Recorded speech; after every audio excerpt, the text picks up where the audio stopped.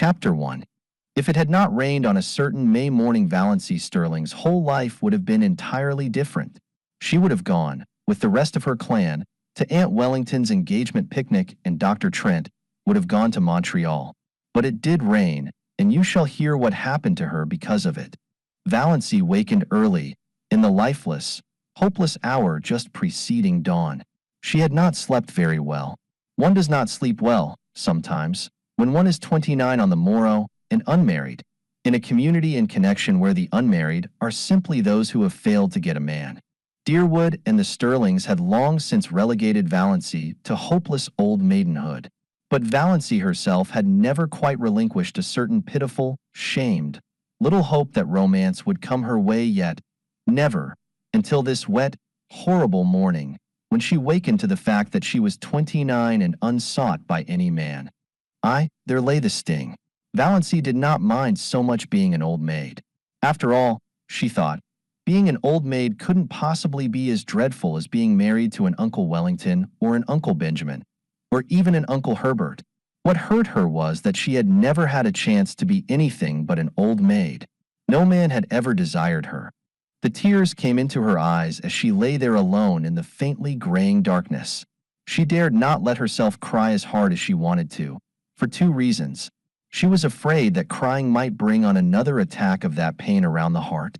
She had had a spell of it after she had got into bed, rather worse than any she had had yet, and she was afraid her mother would notice her red eyes at breakfast and keep at her with persistent, mosquito-like questions regarding the cause thereof. Suppose, thought Valancy with a ghastly grin, I answered with the plain truth, I am crying because I cannot get married. How horrified mother would be, though she is ashamed every day of her life of her old maid daughter. But of course appearances should be kept up. It is not, Valancy could hear her mother's prim, dictatorial voice asserting, it is not maidenly to think about men. The thought of her mother's expression made Valancy laugh, for she had a sense of humor nobody in her clan suspected. For that matter, there were a good many things about Valancy that nobody suspected. But her laughter was very superficial, and presently she lay there, a huddled, futile little figure, listening to the rain pouring down outside and watching, with a sick distaste, the chill, merciless light creeping into her ugly, sordid room. She knew the ugliness of that room by heart, knew it and hated it. The yellow-painted floor, with one hideous, hooked rug by the bed, with a grotesque, hooked dog on it, always grinning at her when she awoke. The faded, dark red paper. The ceiling discolored by old leaks and crossed by cracks. The narrow, pinched little washstand. The brown paper lambrequin with purple roses on it. The spotted old looking-glass with the crack across it, propped up on the inadequate dressing table. The jar of ancient potpourri made by her mother in her mythical honeymoon.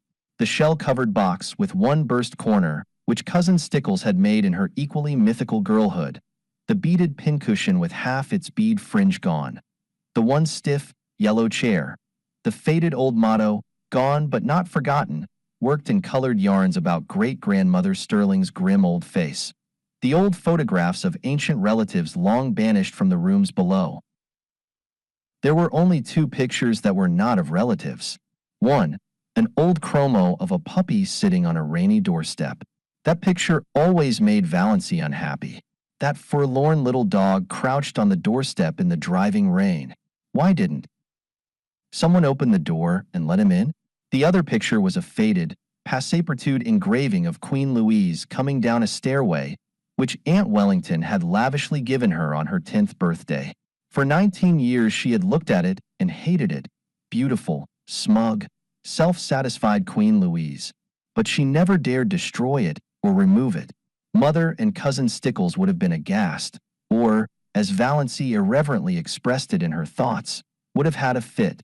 Every room in the house was ugly, of course, but downstairs appearances were kept up somewhat. There was no money for rooms nobody ever saw. Valancy sometimes felt that she could have done something for her room herself, even without money, if she were permitted. But her mother had negatived every timid suggestion, and Valancy did not persist. Valancy never persisted. She was afraid to. Her mother could not brook opposition. Mrs. Stirling would sulk for days if offended, with the airs of an insulted duchess. The only thing Valancy liked about her room was that she could be alone there at night to cry if she wanted to. But, after all, what did it matter if a room, which you used for nothing except sleeping and dressing in, were ugly? Valancy was never permitted to stay alone in her room for any other purpose. People who wanted to be alone, so Mrs. Frederick Stirling and Cousin Stickles believed, could only want to be alone for some sinister purpose. But her room in the Blue Castle was everything a room should be. Valancy, so cowed and subdued and overridden and snubbed in real life, was wont to let herself go rather splendidly in her daydreams. Nobody in the Stirling clan, or its ramifications, suspected this, least of all her mother and Cousin Stickles. They never knew that Valancy had two homes, the ugly red brick box of a home on Elm Street and the Blue Castle in Spain. Valancy had lived spiritually in the Blue Castle ever since she could remember. She had been a very tiny child when she found herself possessed of it. Always, when she shut her eyes, she could see it plainly, with its turrets and banners on the pine-clad mountain height, wrapped in its faint, blue loveliness, against the sunset skies of a fair and unknown land. Everything wonderful and beautiful was in that castle.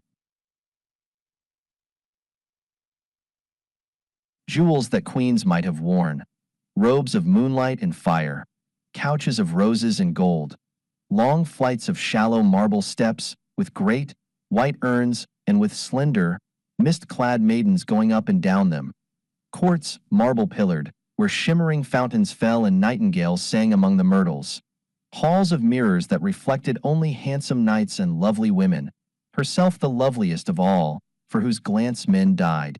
All that supported her through the boredom of her days was the hope of going on a dream spree at night. Most, if not all, of the Stirlings would have died of horror if they had known half the things Valancy did in her Blue Castle. For one thing, she had quite a few lovers in it. Oh, only one at a time. One who wooed her with all the romantic ardor of the age of chivalry and won her after long devotion and many deeds of daring do, and was wedded to her with pomp and circumstance in the great, banner-hung chapel of the Blue Castle. At 12, this lover was a fair lad with golden curls and heavenly blue eyes. At 15, he was tall and dark and pale, but still necessarily handsome. At 20, he was ascetic, dreamy, spiritual. At 25, he had a clean-cut jaw, slightly grim, and a face strong and rugged rather than handsome. Valancy never grew older than 25 in her Blue Castle, but recently, very recently, her hero had had reddish, tawny hair, a twisted smile, and a mysterious past. I don't say Valancy deliberately murdered these lovers as she outgrew them. One simply faded away as another came. Things are very convenient in this respect in Blue Castles. But, on this morning of her day of fate, Valancy could not find the key of her Blue Castle. Reality pressed on her too hardly, barking at her heels like a maddening little dog. She was 29, lonely, undesired, ill-favored, the only homely girl in a handsome clan, with no past and no future. As far as she could look back, life was drab and colorless, with not one single crimson or purple spot anywhere. As far as she could look forward, it seemed certain to be just the same until she was nothing but a solitary, little withered leaf clinging to a wintry bough. The moment when a woman realizes that she has nothing to live for, neither love, duty, purpose, nor hope, holds for her the bitterness of death. And I just have to go on living because I can't stop. I may have to live 80 years, thought Valancy in a kind of panic. We're all horribly long-lived. It sickens me to think of it. She was glad it was raining, or rather, she was drearily satisfied that it was raining.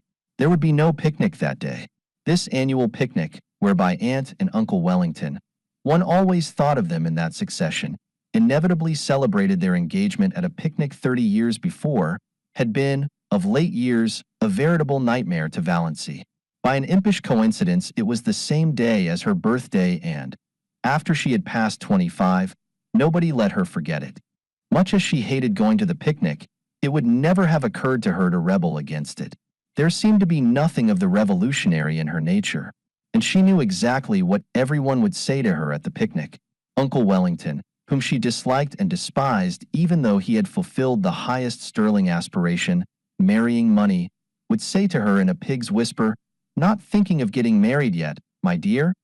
and then go off into the bellow of laughter with which he invariably concluded his dull remarks. Aunt Wellington, of whom Valancy stood in abject awe, would tell her about Olive's new chiffon dress and Cecil's last devoted letter. Valancy would have to look as pleased and interested as if the dress and letter had been hers, or else Aunt Wellington would be offended. And Valancy had long ago decided that she would rather offend God than Aunt Wellington, because God might forgive her, but Aunt Wellington never would.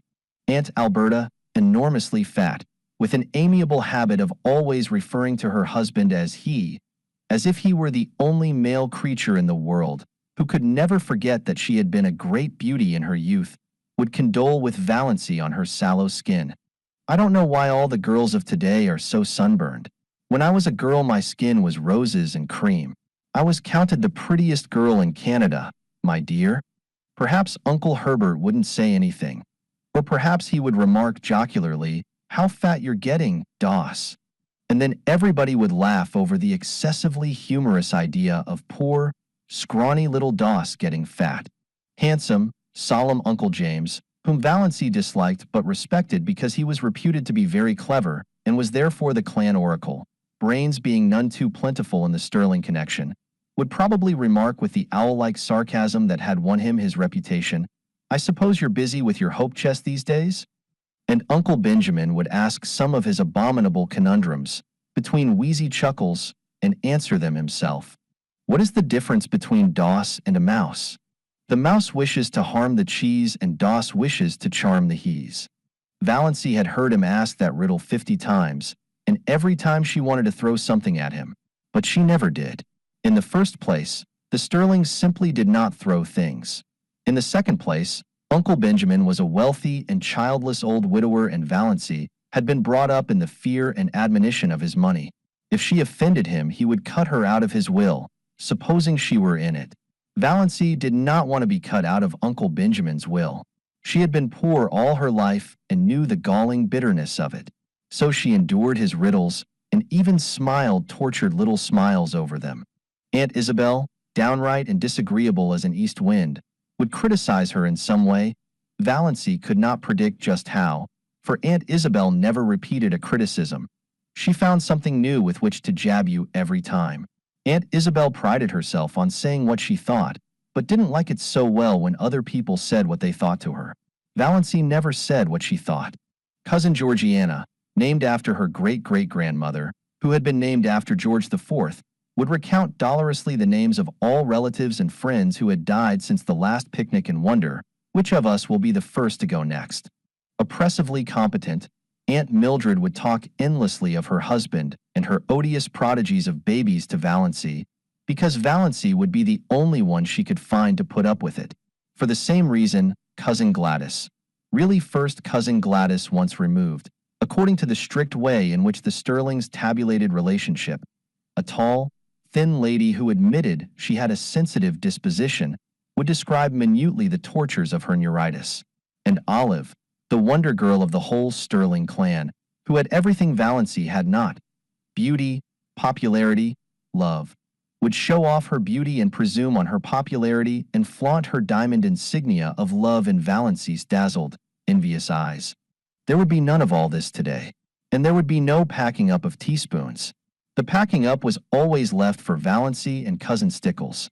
And once, 6 years ago, a silver teaspoon from Aunt Wellington's wedding set had been lost. Valancy never heard the last of that silver teaspoon. Its ghost appeared banquet-like at every subsequent family feast. Oh, yes, Valancy knew exactly what the picnic would be like, and she blessed the rain that had saved her from it. There would be no picnic this year. If Aunt Wellington could not celebrate on the sacred day itself, she would have no celebration at all. Thank whatever gods there were for that. Since there would be no picnic, Valancy made up her mind that, if the rain held up in the afternoon, she would go up to the library and get another of John Foster's books. Valancy was never allowed to read novels, but John Foster's books were not novels. They were nature books, so the librarian told Mrs. Frederick Stirling, all about the woods and birds and bugs and things like that, you know. So Valancy was allowed to read them, under protest, for it was only too evident that she enjoyed them too much. It was permissible, even laudable, to read to improve your mind and your religion, but a book that was enjoyable was dangerous. Valancy did not know whether her mind was being improved or not, but she felt vaguely that if she had come across John Foster's books years ago, life might have been a different thing for her. They seemed to her to yield glimpses of a world into which she might once have entered, though the door was forever barred to her now. It was only within the last year that John Foster's books had been in the Deerwood library, though the librarian told Valancy that he had been a well-known writer for several years. "Where does he live?" Valancy had asked. "Nobody knows. From his books he must be a Canadian, but no more information can be had. His publishers won't say a word. Quite likely John Foster is a nom de plume. His books are so popular we can't keep them in at all, though I really can't see what people find in them to rave over." "I think they're wonderful," said Valancy, timidly. "Oh, well." Miss Clarkson smiled in a patronizing fashion that relegated Valancy's opinions to limbo. "I can't say I care much for bugs myself, but certainly Foster seems to know all there is to know about them." Valancy didn't know whether she cared much for bugs either. It was not John Foster's uncanny knowledge of wild creatures and insect life that enthralled her. She could hardly say what it was. Some tantalizing lure of a mystery never revealed. Some hint of a great secret just a little further on. Some faint, elusive echo of lovely, forgotten things. John Foster's magic was indefinable. Yes, she would get a new Foster book. It was a month since she had Thistle Harvest, so surely Mother could not object. Valancy had read it 4 times. She knew whole passages off by heart. And she almost thought she would go and see Dr. Trent about that queer pain around the heart. It had come rather often lately, and the palpitations were becoming annoying, not to speak of an occasional dizzy moment and a queer shortness of breath. But could she go to see him without telling anyone? It was a most daring thought.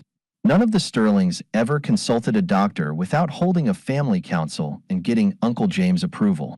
Then, they went to Dr. Ambrose Marsh of Port Lawrence, who had married second cousin Adelaide Stirling.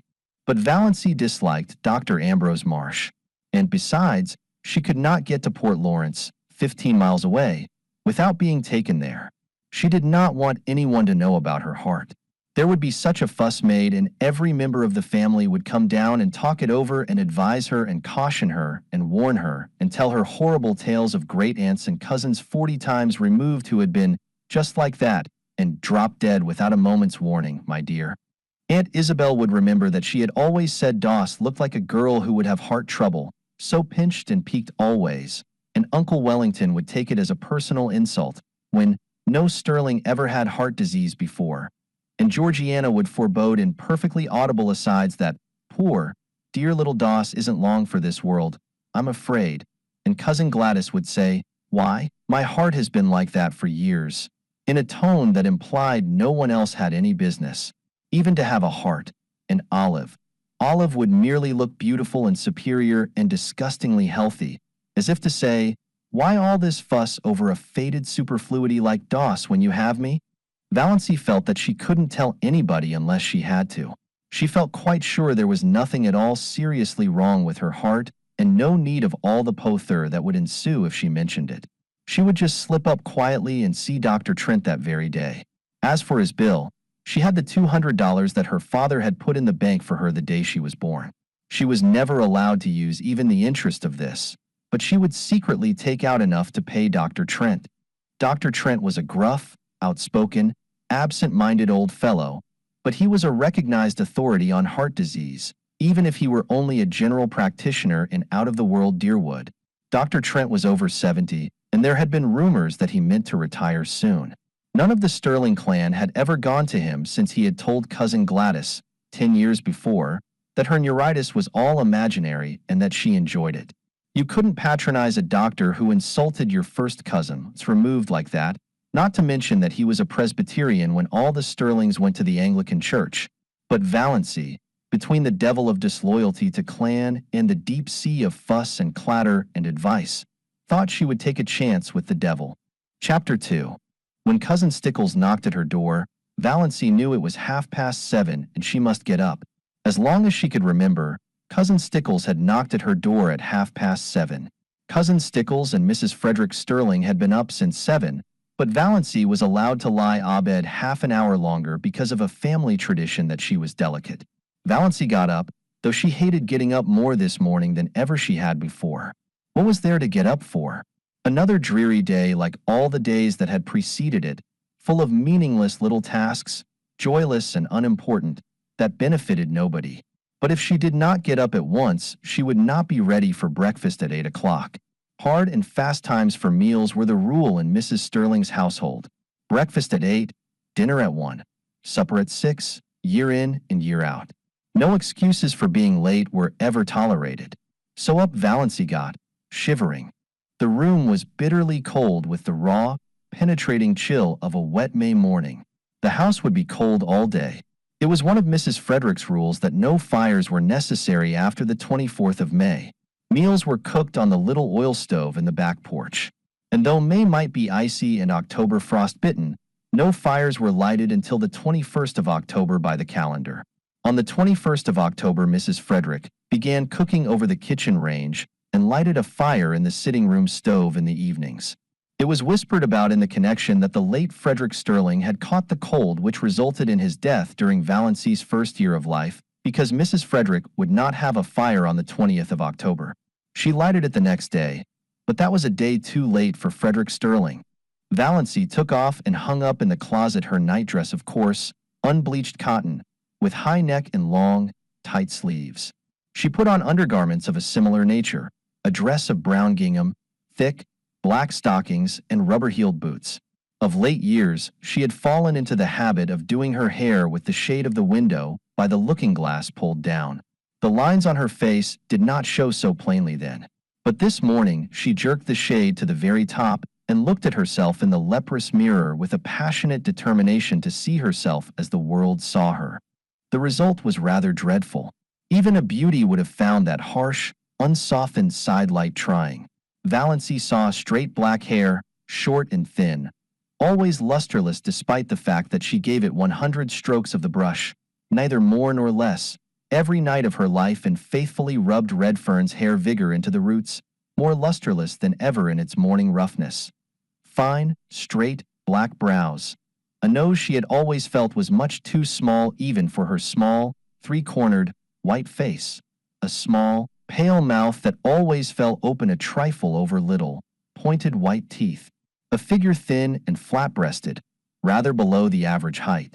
She had somehow escaped the family high cheekbones, and her dark brown eyes, too soft and shadowy to be black, had a slant that was almost oriental.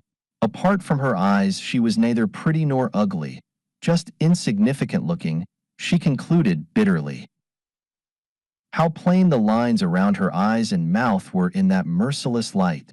And never had her narrow, white face looked so narrow and so white. She did her hair in a pompadour. Pompadours had long gone out of fashion, but they had been in when Valancy first put her hair up, and Aunt Wellington had decided that she must always wear her hair so. It is the only way that becomes you. Your face is so small that you must add height to it by a pompadour effect, said Aunt Wellington, who always enunciated commonplaces as if uttering profound and important truths. Valancy had hankered to do her hair pulled low on her forehead, with puffs above the ears, as Olive was wearing hers. But Aunt Wellington's dictum had such an effect on her that she never dared change her style of hairdressing again. But then, there were so many things Valancy never dared do. All her life she had been afraid of something, she thought bitterly. From the very dawn of recollection, when she had been so horribly afraid of the big black bear that lived, so Cousin Stickles told her, in the closet under the stairs. And I always will be, I know it, I can't help it. I don't know what it would be like not to be afraid of something. Afraid of her mother's sulky fits, afraid of offending Uncle Benjamin, afraid of becoming a target for Aunt Wellington's contempt, afraid of Aunt Isabel's biting comments, afraid of Uncle James' disapproval, afraid of offending the whole clan's opinions and prejudices, afraid of not keeping up appearances, afraid to say what she really thought of anything, afraid of poverty in her old age. Fear, fear, fear. She could never escape from it. It bound her and enmeshed her like a spider's web of steel. Only in her blue castle could she find temporary release. And this morning Valancy could not believe she had a blue castle. She would never be able to find it again. 29. Unmarried, undesired. What had she to do with the fairy-like chatelaine of the blue castle? She would cut such childish nonsense out of her life forever and face reality unflinchingly. She turned from her unfriendly mirror and looked out. The ugliness of the view always struck her like a blow. The ragged fence, the tumble-down old carriage shop in the next lot, plastered with crude, violently colored advertisements.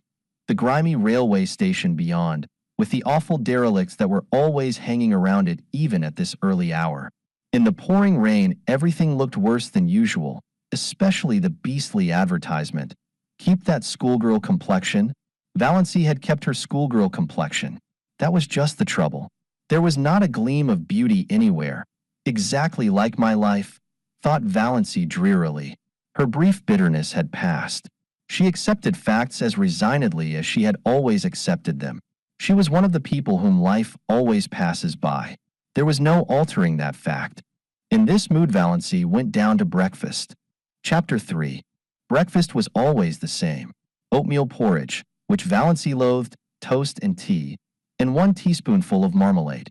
Mrs. Frederick thought 2 teaspoonfuls extravagant, but that did not matter to Valancy, who hated marmalade too. The chilly, gloomy little dining room was chillier and gloomier than usual. The rain streamed down outside the window. Departed Stirlings, in atrocious, gilt frames, wider than the pictures, glowered down from the walls. And yet Cousin Stickles wished Valancy many happy returns of the day. "Sit up straight, Doss," was all her mother said. Valancy sat up straight. She talked to her mother and Cousin Stickles of the things they always talked of. She never wondered what would happen if she tried to talk of something else. She knew. Therefore she never did it. Mrs. Frederick was offended with Providence for sending a rainy day when she wanted to go to a picnic, so she ate her breakfast in a sulky silence for which Valancy was rather grateful. But Christine Stickles whined endlessly on as usual, complaining about everything: the weather, the leak in the pantry, the price of oatmeal and butter.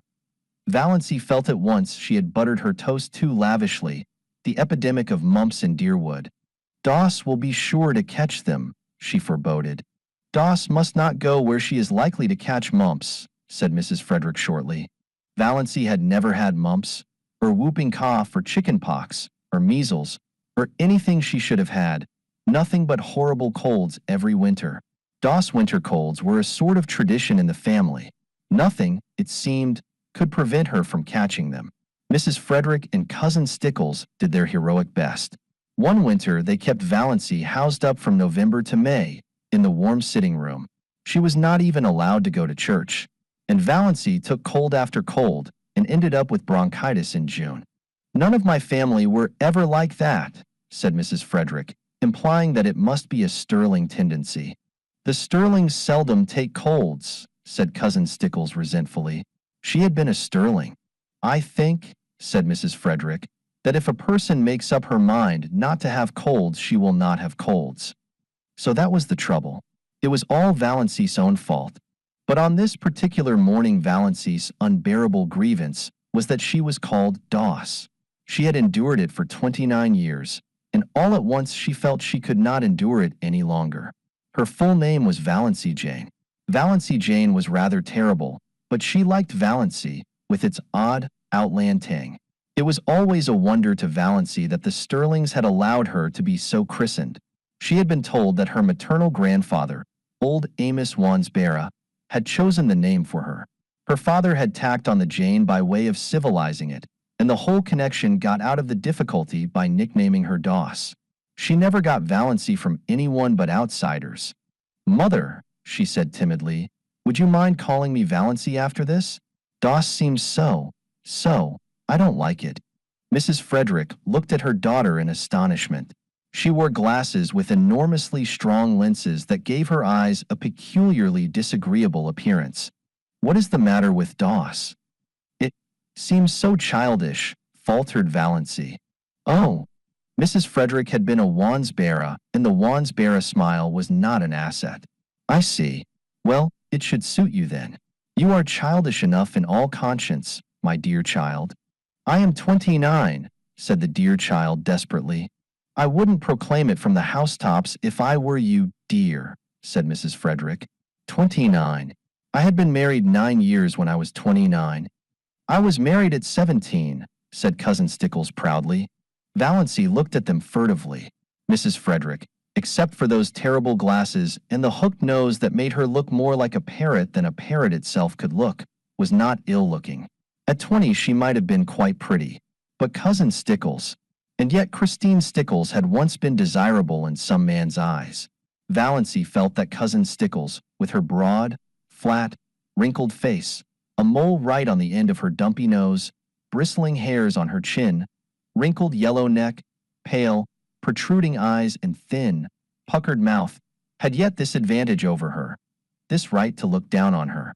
And even yet Cousin Stickles was necessary to Mrs. Frederick.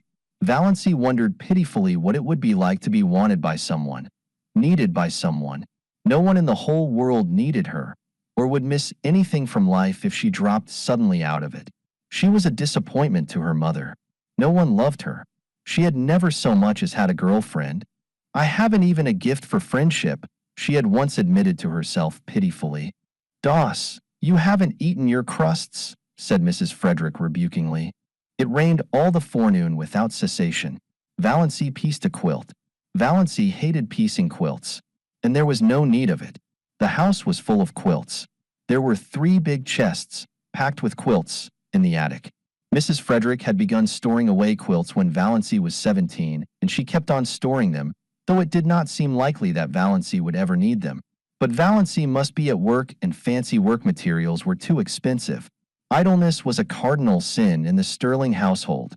When Valancy had been a child, she had been made to write down every night, in a small, hated, black notebook, all the minutes she had spent in idleness that day. On Sundays, her mother made her tot them up and pray over them. On this particular forenoon of this day of destiny, Valancy spent only 10 minutes in idleness. At least, Mrs. Frederick and Cousin Stickles would have called it idleness. She went to her room to get a better thimble, and she opened Thistle Harvest guiltily at random. The woods are so human, wrote John Foster, that to know them one must live with them. An occasional saunter through them, keeping to the well-trodden paths, will never admit us to their intimacy. If we wish to be friends, we must seek them out and win them by frequent, reverent visits at all hours, by morning, by noon, and by night. And at all seasons, in spring, in summer, in autumn, in winter. Otherwise, we can never really know them, and any pretense we may make to the contrary will never impose on them. They have their own effective way of keeping aliens at a distance and shutting their hearts to mere casual sightseers. It is of no use to seek the woods from any motive except sheer love of them. They will find us out at once and hide all their sweet, old-world secrets from us. But if they know we come to them because we love them, they will be very kind to us and give us such treasures of beauty and delight as are not bought or sold in any marketplace. For the woods, when they give it all, give unstintedly and hold nothing back from their true worshippers. We must go to them lovingly, humbly, patiently, watchfully, and we shall learn what poignant loveliness lurks in the wild places and silent intervals, lying under starshine and sunset. What cadences of unearthly music are harped on aged pine boughs or crooned in copses of fir? What delicate savors exhale from mosses and ferns in sunny corners or on damp brooklands? What dreams and myths and legends of an older time haunt them? Then the immortal heart of the woods will beat against ours, and its subtle life will steal into our veins and make us its own forever, so that no matter where we go or how widely we wander, we shall yet be drawn back to the forest to find our most enduring kinship. Doss, called her mother from the hall below. What are you doing all by yourself in that room? Valancy dropped Thistle Harvest like a hot coal and fled downstairs to her patches. But she felt the strange exhilaration of spirit that always came momentarily to her when she dipped into one of John Foster's books. Valancy did not know much about woods, except the haunted groves of oak and pine around her blue castle. But she had always secretly hankered after them, and a Foster book about woods was the next best thing to the woods themselves. At noon it stopped raining, but the sun did not come out until 3. Then Valancy timidly said she thought she would go uptown. "What do you want to go uptown for?" demanded her mother. "I want to get a book from the library." "You got a book from the library only last week." "No, it was 4 weeks." "4 weeks? Nonsense." "Really it was, mother." "You are mistaken. It cannot possibly have been more than 2 weeks. I dislike contradiction, and I do not see what you want to get a book for, anyhow. You waste too much time reading." "Of what value is my time?" asked Valancy bitterly. "Doss, don't speak in that tone to me." "We need some tea," said Cousin Stickles. "She might go and get that if she wants a walk, though this damp weather is bad for colds." They argued the matter for 10 minutes longer, and finally Mrs. Frederick agreed, rather grudgingly, that Valancy might go. Chapter 4. "Got your rubbers on?" called Cousin Stickles, as Valancy left the house. Christine Stickles had never once forgotten to ask that question when Valancy went out on a damp day. "Yes." "Have you got your flannel petticoat on?" asked Mrs. Frederick. "No." "Doss, I really do not understand you. Do you want to catch your death of cold again?" Her voice implied that Valancy had died of a cold several times already. "Go upstairs this minute and put it on." "Mother, I don't need a flannel petticoat. My sateen one is warm enough." "Doss, remember you had bronchitis 2 years ago. Go and do as you were told." Valancy went, though nobody will ever know just how near she came to hurling the rubber plant into the street before she went. She hated that gray flannel petticoat more than any other garment she owned. Olive never had to wear flannel petticoats. Olive wore ruffled silk and sheer lawn and filmy laced flounces. But Olive's father had married money, and Olive never had bronchitis. So there you were. "Are you sure you didn't leave the soap in the water?" demanded Mrs. Frederick. But Valancy was gone. She turned at the corner and looked back down the ugly, prim, respectable street where she lived. The Stirling house was the ugliest on it, more like a red brick box than anything else, too high for its breadth, and made still higher by a bulbous glass cupola on top. About it was the desolate, barren piece of an old house whose life is lived. There was a very pretty little house with leaded casements and dubbed gables just around the corner. A new house, one of those houses you love the minute you see them. Clayton Markley had built it for his bride. He was to be married to Jenny Lloyd in June.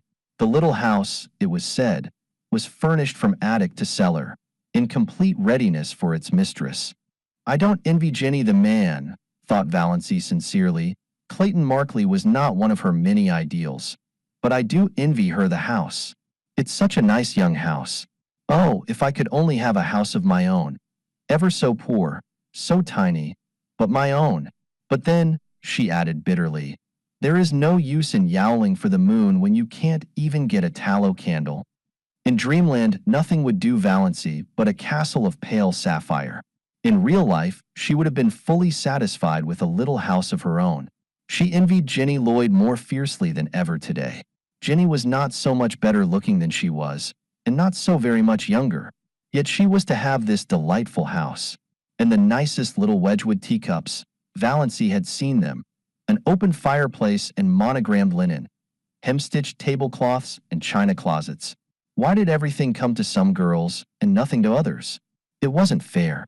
Valancy was once more seething with rebellion as she walked along, a prim, dowdy little figure in her shabby raincoat and 3-year-old hat, splashed occasionally by the mud of a passing motor with its insulting shrieks. Motors were still rather a novelty in Deerwood, though they were common in Port Lawrence, and most of the summer residents up at Muskoka had them. In Deerwood, only some of the smart set had them, for even Deerwood was divided into sets. There was the smart set, the intellectual set, the old family set, of which the Stirlings were members, the common run, and a few pariahs. Not one of the Stirling clan had as yet condescended to a motor, though Olive was teasing her father to have one. Valancy had never even been in a motor car. But she did not hanker after this. In truth, she felt rather afraid of motor cars, especially at night. They seemed to be too much like big purring beasts that might turn and crush you, or make some terrible savage leap somewhere. On the steep mountain trails around her blue castle, only gaily caparisoned steeds might proudly pace. In real life, Valancy would have been quite contented to drive in a buggy behind a nice horse. She got a buggy drive only when some uncle or cousin remembered to fling her a chance, like a bone to a dog. Chapter 5. Of course, she must buy the tea in Uncle Benjamin's grocery store. To buy it anywhere else was unthinkable. Yet Valancy hated to go to Uncle Benjamin's store on her 29th birthday. There was no hope that he would not remember it. "Why?" demanded Uncle Benjamin, leeringly, as he tied up her tea. "Are young ladies like bad grammarians?" Valancy, with Uncle Benjamin's will in the background of her mind, said meekly, "I don't know." "Why?" "Because," chuckled Uncle Benjamin, "they can't decline matrimony." The two clerks, Joe Hammond and Claude Bertram, chuckled also, and Valancy disliked them a little more than ever. On the first day Claude Bertram had seen her in the store, she had heard him whisper to Joe, "Who was that?" And Joe had said, "Valancy Stirling, one of the Deerwood old maids." "Curable or incurable?" Claude had asked with a snicker, evidently thinking the question very clever. Valancy smarted anew with the sting of that old recollection. 29, Uncle Benjamin was saying. "Dear me, Doss, you're dangerously near the second corner, and not even thinking of getting married yet." 29. "It seems impossible." Then Uncle Benjamin said an original thing. Uncle Benjamin said, "How time does fly." "I think it crawls," said Valancy passionately. Passion was so alien to Uncle Benjamin's conception of Valancy that he didn't know what to make of her. To cover his confusion, he asked another conundrum as he tied up her beans. Cousin Stickles had remembered at the last moment that they must have beans. Beans were cheap and filling. "What two ages are apt to prove illusory?" asked Uncle Benjamin. And not waiting for Valancy to give it up, he added, "Mere age and marriage." "Mirage is pronounced Miraz," said Valancy shortly, picking up her tea and her beans. For the moment she did not care whether Uncle Benjamin cut her out of his will or not. She walked out of the store while Uncle Benjamin stared after her with his mouth open. Then he shook his head. "Poor Doss is taking it hard," he said. Valancy was sorry by the time she reached the next crossing. Why had she lost her patience like that? Uncle Benjamin would be annoyed and would likely tell her mother that Doss had been impertinent to me, and her mother would lecture her for a week. "I've held my tongue for 20 years, thought Valancy. Why couldn't I have held it once more? Yes, it was just 20, Valancy reflected, since she had first been twit with her loverless condition. She remembered the bitter moment perfectly. She was just 9 years old, and she was standing alone on the school playground while the other little girls of her class were playing a game in which you must be chosen by a boy as his partner before you could play. Nobody had chosen Valancy, little, pale, black-haired Valancy, with her prim, long-sleeved apron and odd, slanted eyes. "Oh," said a pretty little girl to her, "I'm so sorry for you. You haven't got a beau." Valancy had said defiantly, as she continued to say for 20 years, "I don't want a beau." But this afternoon Valancy once and for all stopped saying that. "I'm going to be honest with myself anyhow," she thought savagely. "Uncle Benjamin's riddles hurt me because they are true. I do want to be married. I want a house of my own. I want a husband of my own. I want sweet, little fat babies of my own." Valancy stopped suddenly aghast at her own recklessness. She felt sure that Reverend Dr. Stirling, who passed her at this moment, read her thoughts and disapproved of them thoroughly. Valancy was afraid of Dr. Stirling, had been afraid of him ever since the Sunday, 23 years before, when he had first come to St. Albans. Valancy had been too late for Sunday school that day, and she had gone into the church timidly and sat in their pew. No one else was in the church. Nobody except the new rector, Dr. Stirling. Dr. Stirling stood up in front of the choir door, beckoned to her, and said sternly, "Little boy, come up here." Valancy had stared around her. There was no little boy. There was no one in all the huge church but herself. This strange man with the blue glasses couldn't mean her. She was not a boy. "Little boy," repeated Dr. Stirling, more sternly still, shaking his forefinger fiercely at her. "Come up here at once." Valancy arose as if hypnotized and walked up the aisle. She was too terrified to do anything else. What dreadful thing was going to happen to her? What had happened to her? Had she actually turned into a boy? She came to a stop in front of Dr. Stirling. Dr. Stirling shook his forefinger, such a long, knuckly forefinger, at her and said, "Little boy, take off your hat." Valancy took off her hat. She had a scrawny little pigtail hanging down her back, but Dr. Stirling was short-sighted and did not perceive it. "Little boy, go back to your seat and always take off your hat in church. Remember." Valancy went back to her seat carrying her hat like an automaton. Presently her mother came in. "Doss," said Mrs. Stirling, "what do you mean by taking off your hat? Put it on instantly." Valancy put it on instantly. She was cold with fear lest Dr. Stirling should immediately summon her up front again. She would have to go, of course. It never occurred to her that one could disobey the rector, and the church was full of people now. Oh, what would she do if that horrible, stabbing forefinger were shaken at her again before all those people? Valancy sat through the whole service in an agony of dread and was sick for a week afterwards. Nobody knew why. Mrs. Frederick again bemoaned herself of her delicate child. Dr. Stirling found out his mistake and laughed over it to Valancy, who did not laugh. She never got over her dread of Dr. Stirling, and now to be caught by him on the street corner, thinking such things. Valancy got her John Foster book, Magic of Wings. His latest, all about birds, said Miss Clarkson. She had almost decided that she would go home, instead of going to see Dr. Trent. Her courage had failed her. She was afraid of offending Uncle James, afraid of angering her mother, afraid of facing gruff, shaggy-browed old Dr. Trent, who would probably tell her, as he had told Cousin Gladys, that her trouble was entirely imaginary and that she only had it because she liked to have it. No, she would not go. She would get a bottle of Redfern's purple pills instead. Redfern's purple pills were the standard medicine of the Stirling clan. Had they not cured second cousin Geraldine when 5 doctors had given her up? Valancy always felt very skeptical concerning the virtues of the purple pills, but there might be something in them, and it was easier to take them than to face Dr. Trent alone. She would glance over the magazines in the reading room a few minutes and then go home. Valancy tried to read a story, but it made her furious. On every page was a picture of the heroine surrounded by adoring men, and here was she, Valancy Stirling, who could not get a solitary beau. Valancy slammed the magazine shut. She opened Magic of Wings. Her eyes fell on the paragraph that changed her life. "Fear is the original sin," wrote John Foster. "Almost all the evil in the world has its origin in the fact that someone is afraid of something. It is a cold, slimy serpent coiling about you. It is horrible to live with fear, and it is of all things degrading." Valancy shut Magic of Wings and stood up. She would go and see Dr. Trent. Chapter 6. The ordeal was not so dreadful, after all. Dr. Trent was as gruff and abrupt as usual, but he did not tell her ailment was imaginary. After he had listened to her symptoms and asked a few questions and made a quick examination, he sat for a moment looking at her quite intently. Valancy thought he looked as if he were sorry for her. She caught her breath for a moment. Was the trouble serious? Oh, it couldn't be, surely. It really hadn't bothered her much. Only lately it had got a little worse. Dr. Trent opened his mouth, but before he could speak the telephone at his elbow rang sharply.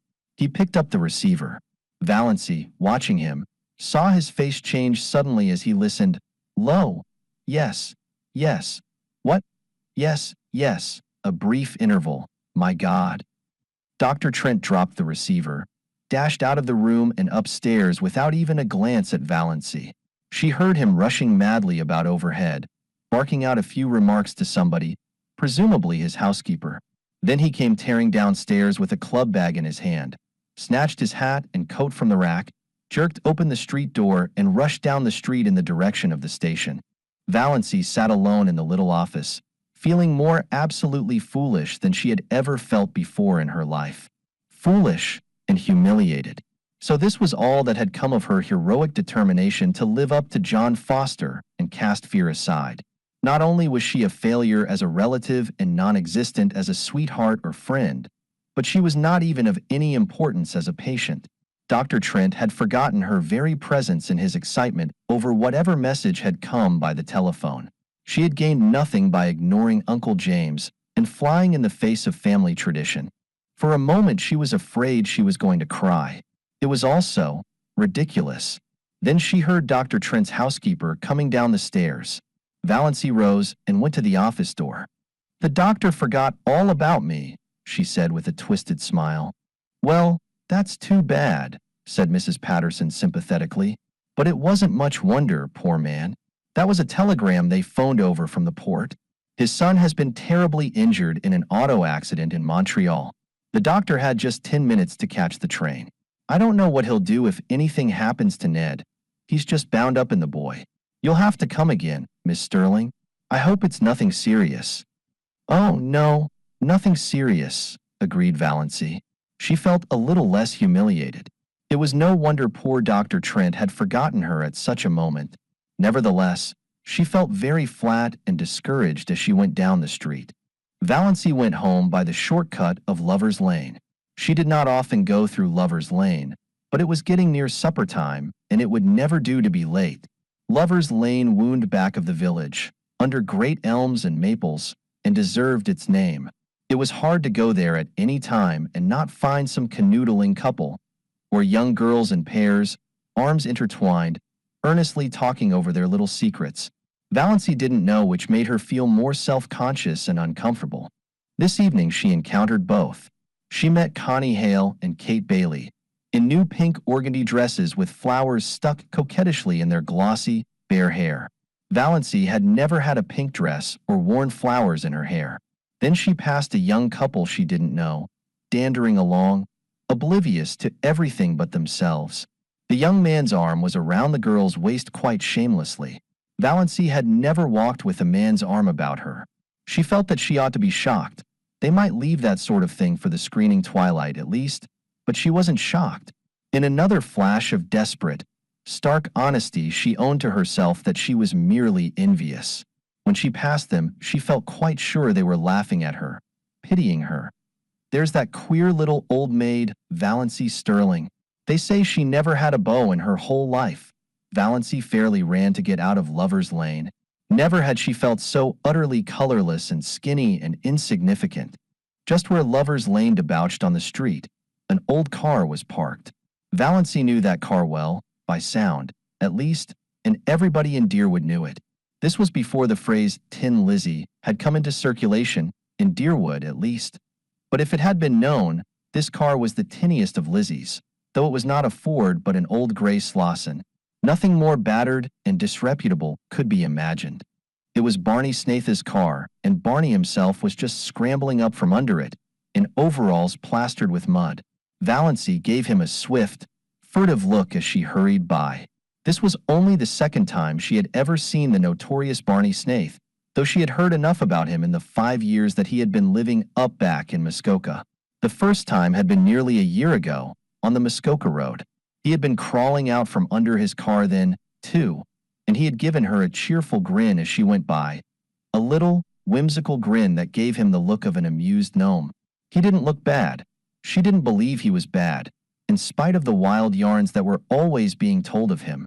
Of course he went tearing in that terrible old gray Slauson through Deerwood at hours when all decent people were in bed, often with old Roaring Abel, who made the night hideous with his howls. Both of them dead drunk, my dear.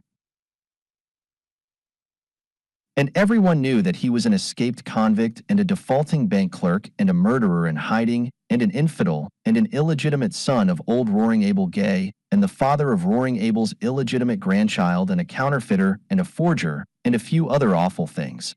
But still Valancy didn't believe he was bad. Nobody with a smile like that could be bad, no matter what he had done. It was that night the Prince of the Blue Castle changed from a being of grim jaw and hair with a dash of premature gray to a rakish individual with overlong, tawny hair, dashed with red, dark brown eyes, and ears that stuck out just enough to give him an alert look but not enough to be called flying jibs. But he still retained something a little grim about the jaw. Barney Snaith looked even more disreputable than usual just now. It was very evident that he hadn't shaved for days, and his hands and arms, bare to the shoulders, were black with grease. But he was whistling gleefully to himself, and he seemed so happy that Valancy envied him. She envied him his light-heartedness and his irresponsibility and his mysterious little cabin up on an island in Lake Mistawis, even his rackety old gray Slauson. Neither he nor his car had to be respectable and live up to traditions. When he rattled past her a few minutes later, bareheaded, leaning back in his Lizzie at a raffish angle, his longish hair blowing in the wind, a villainous-looking old black pipe in his mouth, she envied him again. Men had the best of it, no doubt about that. This outlaw was happy, whatever he was or wasn't. She, Valancy Stirling, respectable, well-behaved to the last degree, was unhappy and had always been unhappy. So there you were. Valancy was just in time for supper. The sun had clouded over, and a dismal, drizzling rain was falling again. Cousin Stickles had the neuralgia. Valancy had to do the family darning, and there was no time for magic of wings. "Can't the darning wait till tomorrow?" she pleaded. "Tomorrow will bring its own duties," said Mrs. Frederick inexorably. Valancy darned all the evening and listened to Mrs. Frederick and Cousin Stickles talking the eternal, niggling gossip of the clan, as they knitted drearily at interminable black stockings. They discussed second cousin Lillian's approaching wedding in all its bearings. On the whole, they approved. Second cousin Lillian was doing well for herself. "Though she hasn't hurried," said Cousin Stickles. "She must be 25. There have not, fortunately, been many old maids in our connection," said Mrs. Frederick bitterly. Valancy flinched. She had run the darning needle into her finger. Third cousin Aaron Gray had been scratched by a cat and had blood poisoning in his finger. "Cats are most dangerous animals," said Mrs. Frederick. "I would never have a cat about the house." She glared significantly at Valancy through her terrible glasses. Once, 5 years ago, Valancy had asked if she might have a cat. She had never referred to it since, but Mrs. Frederick still suspected her of harboring the unlawful desire in her heart of hearts. Once Valancy sneezed. Now, in the Stirling Code, it was very bad form to sneeze in public. "You can always repress a sneeze by pressing your finger on your upper lip," said Mrs. Frederick rebukingly. 9:30 and so, as Mr. Pepys would say, to bed. But first cousin Stickles' neuralgic back must be rubbed with Redfern's liniment. Valancy did that. Valancy always had to do it. She hated the smell of Redfern's liniment. She hated the smug, beaming, portly, be-whiskered, bespectacled picture of Dr. Redfern on the bottle. Her fingers smelled of the horrible stuff after she got into bed, in spite of all the scrubbing she gave them. Valancy's day of destiny had come and gone. She ended it as she had begun it, in tears. Chapter 7. There was a rosebush on the little Stirling lawn, growing beside the gate. It was called Doss's rosebush. Cousin Georgiana had given it to Valancy 5 years ago, and Valancy had planted it joyfully. She loved roses. But, of course, the rosebush never bloomed. That was her luck. Valancy did everything she could think of, and took the advice of everybody in the clan, but still the rosebush would not bloom. It throve and grew luxuriantly, with great leafy branches untouched of rust or spider, but not even a bud had ever appeared on it. Valancy, looking at it 2 days after her birthday, was filled with a sudden, overwhelming hatred for it. The thing wouldn't bloom. Very well, then, she would cut it down. She marched to the tool room in the barn for her garden knife, and she went at the rosebush viciously. A few minutes later, horrified Mrs. Frederick came out to the veranda and beheld her daughter slashing insanely among the rosebush boughs. Half of them were already strewn on the walk. The bush looked sadly dismantled. "Doss, what on earth are you doing? Have you gone crazy?" "No," said Valancy. She meant to say it defiantly, but habit was too strong for her. She said it deprecatingly. I just made up my mind to cut this bush down. It is no good. It never blooms, never will bloom." "That is no reason for destroying it," said Mrs. Frederick sternly. "It was a beautiful bush and quite ornamental. You have made a sorry-looking thing of it." "Rose trees should bloom," said Valancy a little obstinately.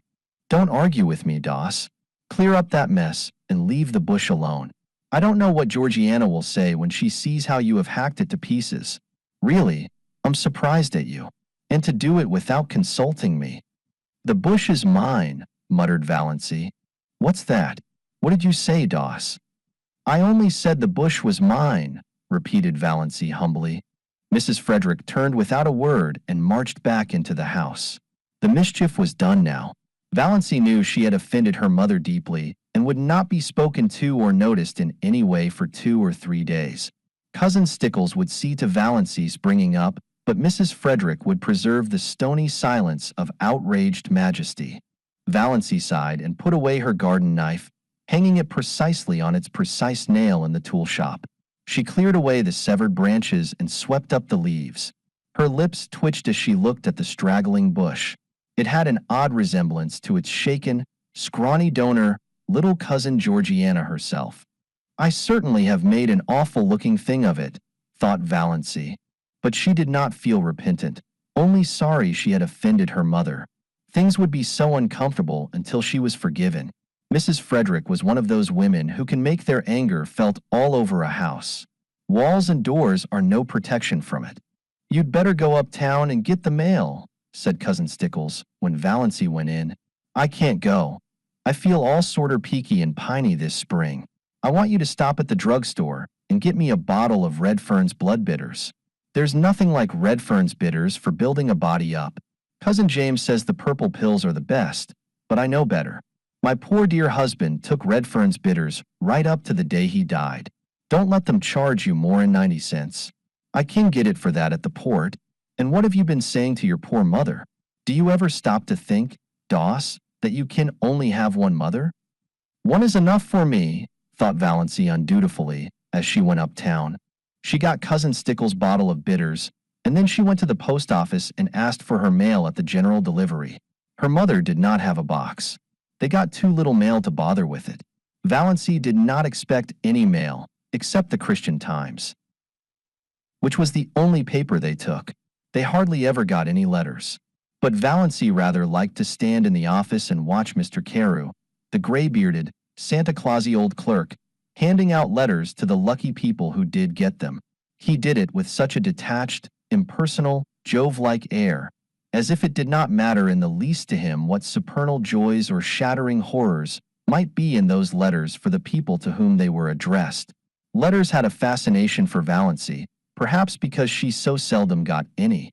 In her blue castle exciting epistles, bound with silk and sealed with crimson, were always being brought to her by pages in livery of gold and blue, but in real life her only letters were occasional perfunctory notes from relatives or an advertising circular. Consequently, she was immensely surprised when Mr. Carew, looking even more Jovian than usual, poked a letter out to her. Yes, it was addressed to her plainly, in a fierce, black hand, "Miss Valancy Stirling, Elm Street, Deerwood," and the postmark was Montreal. Valancy picked it up with a little quickening of her breath. Montreal. It must be from Dr. Trent. He had remembered her, after all. Valancy met Uncle Benjamin coming in as she was going out and was glad the letter was safely in her bag. "What," said Uncle Benjamin, "is the difference between a donkey and a postage stamp?" "I don't know." "What?" answered Valancy dutifully. "One you lick with a stick, and the other you stick with a lick." "Ha ha." Uncle Benjamin passed in, tremendously pleased with himself. Cousin Stickles pounced on the Times when Valancy got home, but it did not occur to her to ask if there were any letters. Mrs. Frederick would have asked it, but Mrs. Frederick's lips at present were sealed. Valancy was glad of this. If her mother had asked if there were any letters, Valancy would have had to admit there was. Then she would have had to let her mother and Cousin Stickles read the letter, and all would be discovered. Her heart acted strangely on the way upstairs, and she sat down by her window for a few minutes before opening her letter. She felt very guilty and deceitful. She had never before kept a letter secret from her mother. Every letter she had ever written or received had been read by Mrs. Frederick. That had never mattered. Valancy had never had anything to hide. But this did matter. She could not have anyone see this letter. But her fingers trembled with a consciousness of wickedness and unfilial conduct as she opened it. Trembled a little, too, perhaps with apprehension. She felt quite sure there was nothing seriously wrong with her heart, but one never knew. Dr. Trent's letter was like himself, blunt, abrupt, concise, wasting no words. Dr. Trent never beat about the bush. "Dear Miss Stirling," and then a page of black, positive writing. Valancy seemed to read it at a glance. She dropped it on her lap, her face ghost white. Dr. Trent told her that she had a very dangerous and fatal form of heart disease, angina pectoris, evidently complicated with an aneurysm, whatever that was, and in the last stages. He said, without mincing matters, that nothing could be done for her. If she took great care of herself, she might live a year. But she might also die at any moment. Dr. Trent never troubled himself about euphemisms. She must be careful to avoid all excitement and all severe muscular efforts. She must eat and drink moderately. She must never run. She must go upstairs and uphill with great care. Any sudden jolt or shock might be fatal. She was to get the prescription he enclosed filled and carry it with her always, taking a dose whenever her attacks came on. And he was hers truly, H.B. Trent. Valancy sat for a long while by her window. Outside was a world drowned in the light of a spring afternoon. Skies entrancingly blue, winds perfumed and free, lovely, soft, blue hazes at the end of every street. Over at the railway station, a group of young girls was waiting for a train. She heard their gay laughter as they chattered and joked. The train roared in and roared out again. But none of these things had any reality. Nothing had any reality except the fact that she had only another year to live. When she was tired of sitting at the window, she went over and lay down on her bed, staring at the cracked, discolored ceiling. The curious numbness that follows on a staggering blow possessed her. She did not feel anything except a boundless surprise and incredulity, behind which was the conviction that Dr. Trent knew his business and that she, Valancy Stirling, who had never lived, was about to die. When the gong rang for supper, Valancy got up and went downstairs mechanically, from force of habit. She wondered that she had been let alone so long. But of course her mother would not pay any attention to her just now. Valancy was thankful for this. She thought the quarrel over the rose bush had been really, as Mrs. Frederick herself might have said, providential.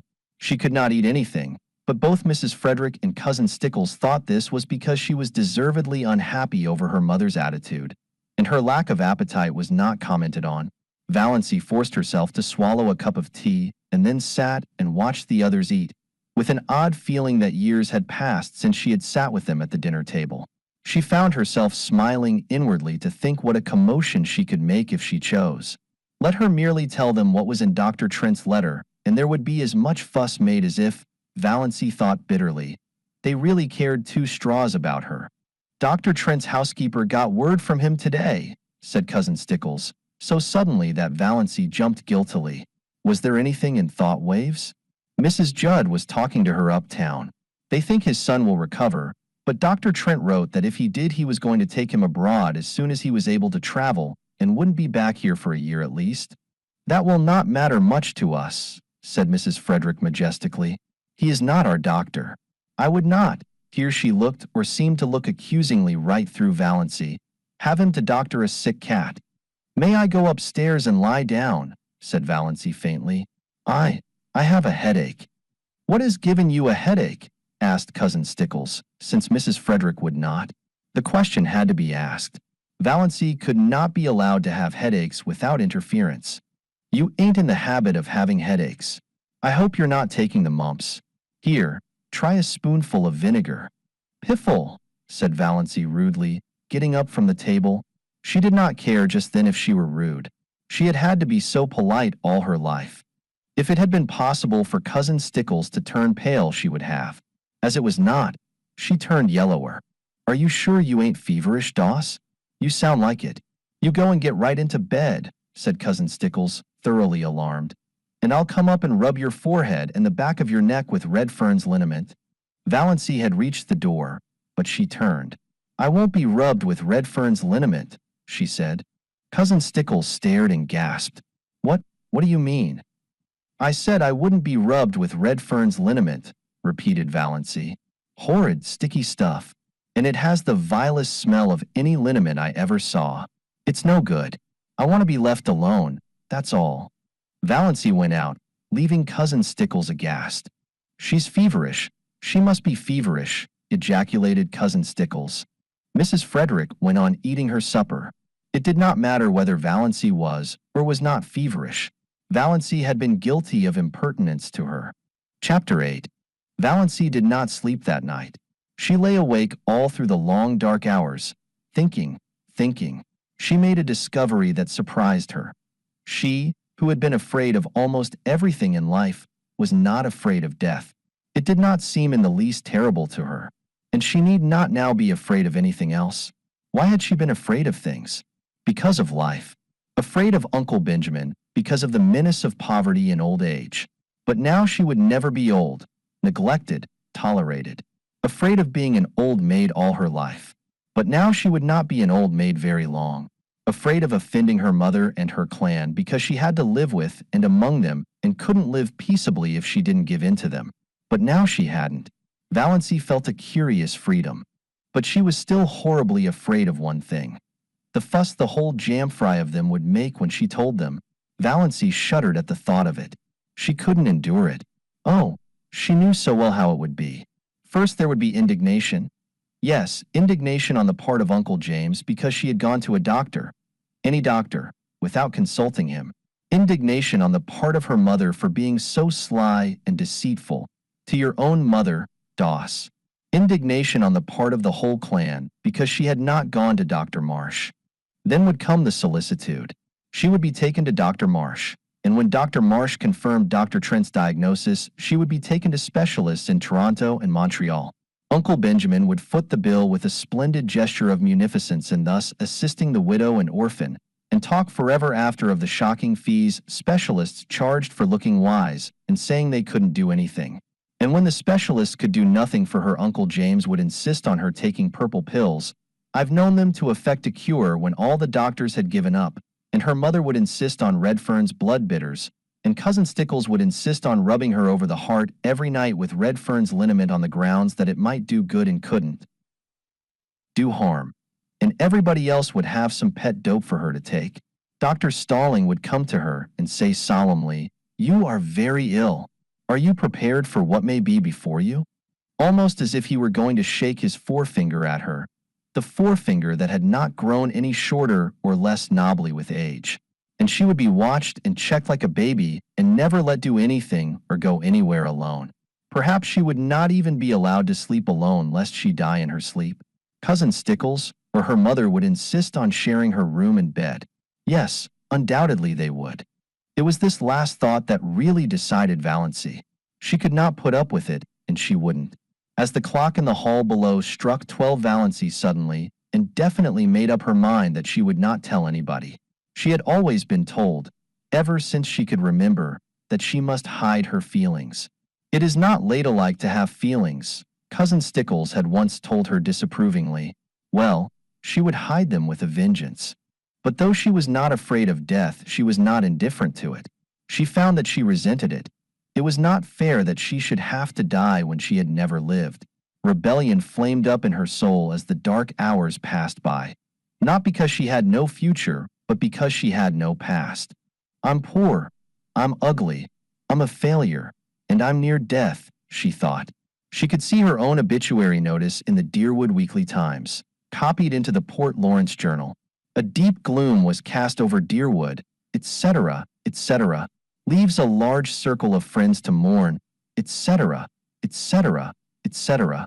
Lies, all lies. Gloom, forsooth. Nobody would miss her. Her death would not matter a straw to anybody. Not even her mother loved her.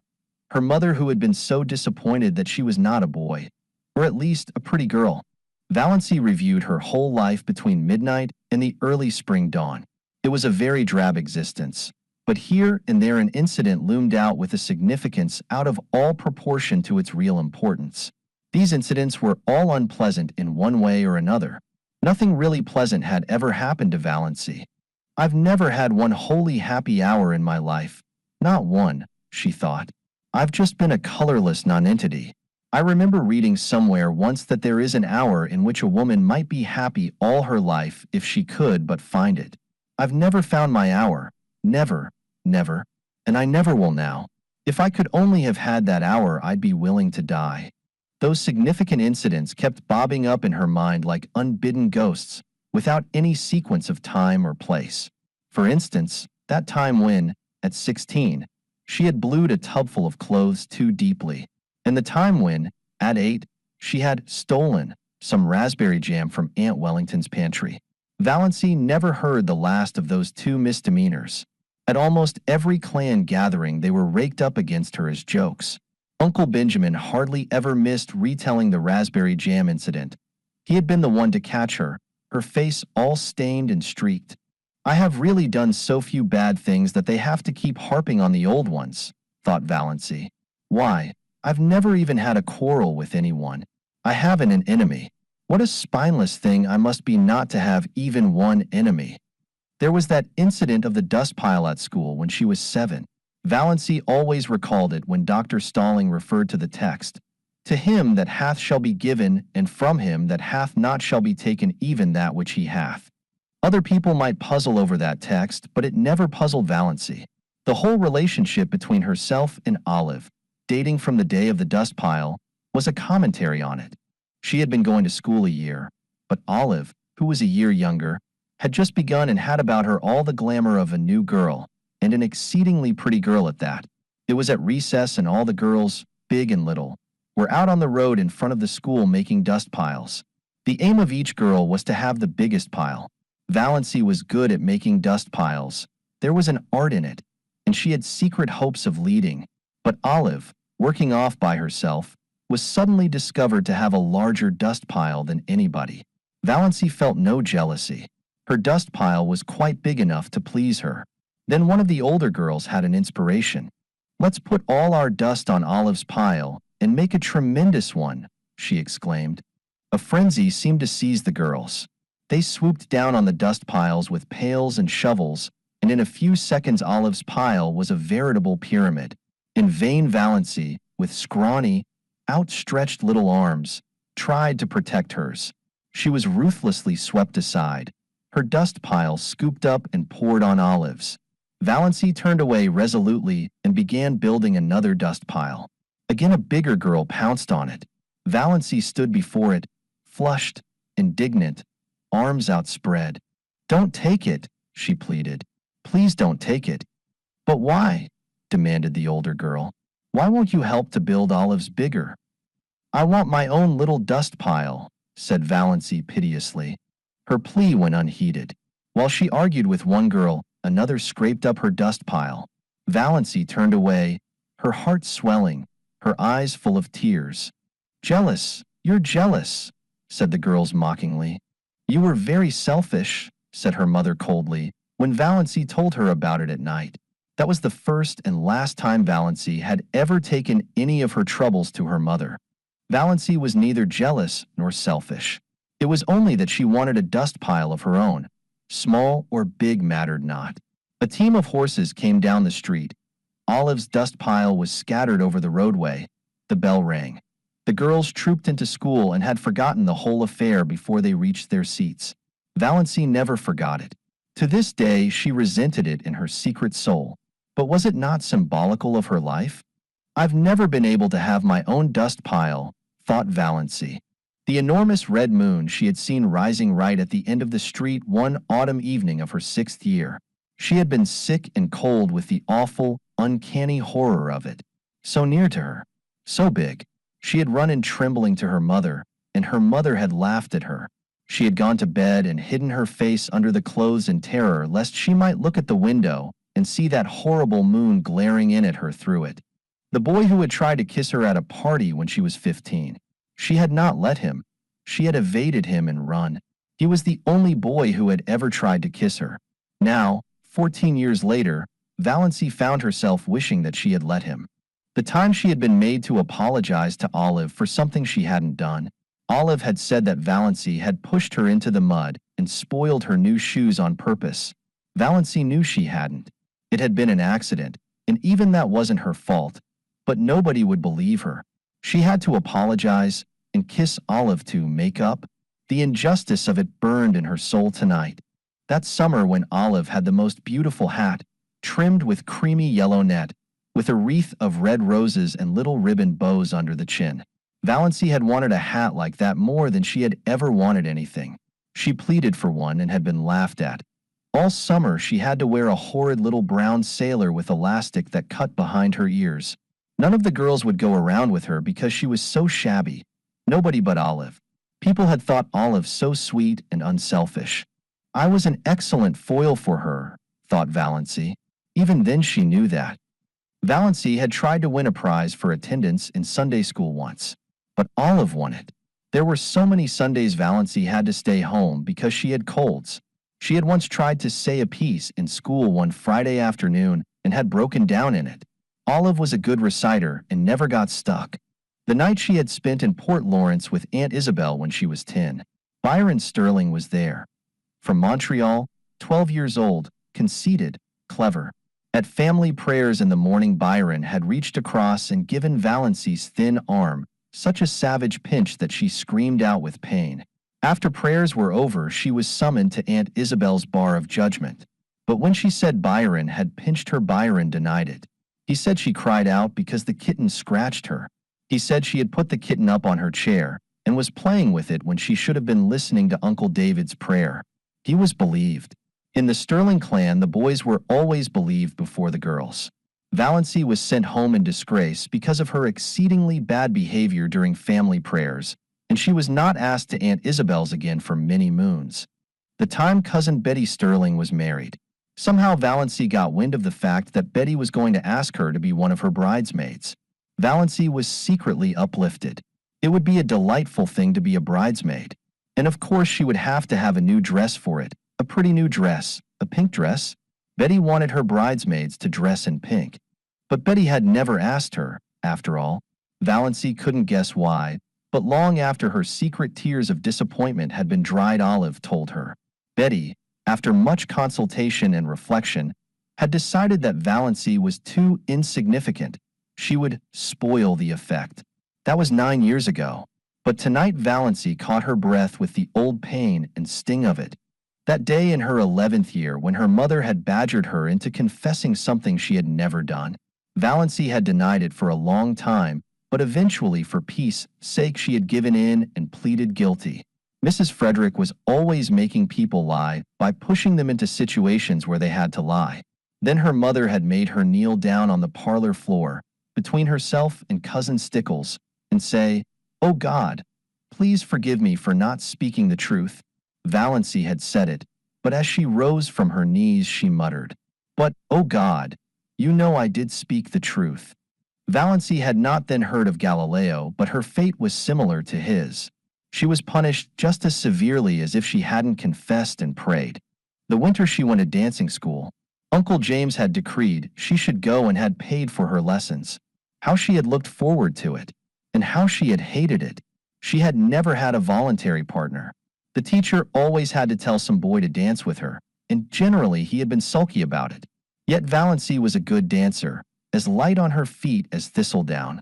Olive, who never lacked eager partners, was heavy. The affair of the button string, when she was 10, all the girls in school had button strings. Olive had a very long one with a great many beautiful buttons. Valancy had one. Most of the buttons on it were very commonplace, but she had 6 beauties that had come off Grandmother Stirling's wedding gown, sparkling buttons of gold and glass, much more beautiful than any Olive had. Their possession conferred a certain distinction on Valancy. She knew every little girl in school envied her the exclusive possession of those beautiful buttons. When Olive saw them on the button string, she had looked at them narrowly but said nothing. Then, the next day Aunt Wellington had come to Elm Street and told Mrs. Frederick that she thought Olive should have some of those buttons. Grandmother Stirling was just as much Wellington's mother as Frederick's. Mrs. Frederick had agreed amiably. She could not afford to fall out with Aunt Wellington. Moreover, the matter was of no importance whatever. Aunt Wellington carried off 4 of the buttons, generously leaving 2 for Valancy. Valancy had torn these from her string and flung them on the floor. She had not yet learned that it was unladylike to have feelings, and had been sent supperless to bed for the exhibition. The night of Margaret Blunt's party. She had made such pathetic efforts to be pretty that night. Rob Walker was to be there, and 2 nights before, on the moonlit veranda of Uncle Herbert's cottage at Mistawey's, Rob had really seemed attracted to her. At Margaret's party Rob never even asked her to dance, did not notice her at all. She was a wallflower, as usual. That, of course, was years ago. People in Deerwood had long since given up inviting Valancy to dances. But to Valancy, its humiliation and disappointment were of the other day. Her face burned in the darkness as she recalled herself, sitting there with her pitifully crimped, thin hair and the cheeks she had pinched for an hour before coming, in an effort to make them red. All that came of it was a wild story that Valancy Stirling was rouged at Margaret Blunt's party. In those days in Deerwood, that was enough to wreck your character forever. It did not wreck Valancy's, or even damage it. People knew she couldn't be fast if she tried. They only laughed at her. I've had nothing but a second-hand existence, decided Valancy. All the great emotions of life have passed me by. I've never even had a grief. And have I ever really loved anybody? Do I really love Mother? No, I don't. That's the truth, whether it is disgraceful or not. I don't love her. I've never loved her. What's worse, I don't even like her. So I don't know anything about any kind of love. My life has been empty, empty. Nothing is worse than emptiness. Nothing. Valancy ejaculated the last "nothing" aloud passionately. Then she moaned and stopped thinking about anything for a while. One of her attacks of pain had come on. When it was over, something had happened to Valancy, perhaps the culmination of the process that had been going on in her mind ever since she had read Dr. Trent's letter.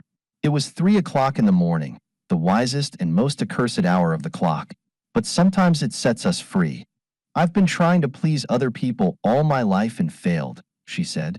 After this I shall please myself. I shall never pretend anything again. I've breathed an atmosphere of fibs and pretenses and evasions all my life. What a luxury it will be to tell the truth.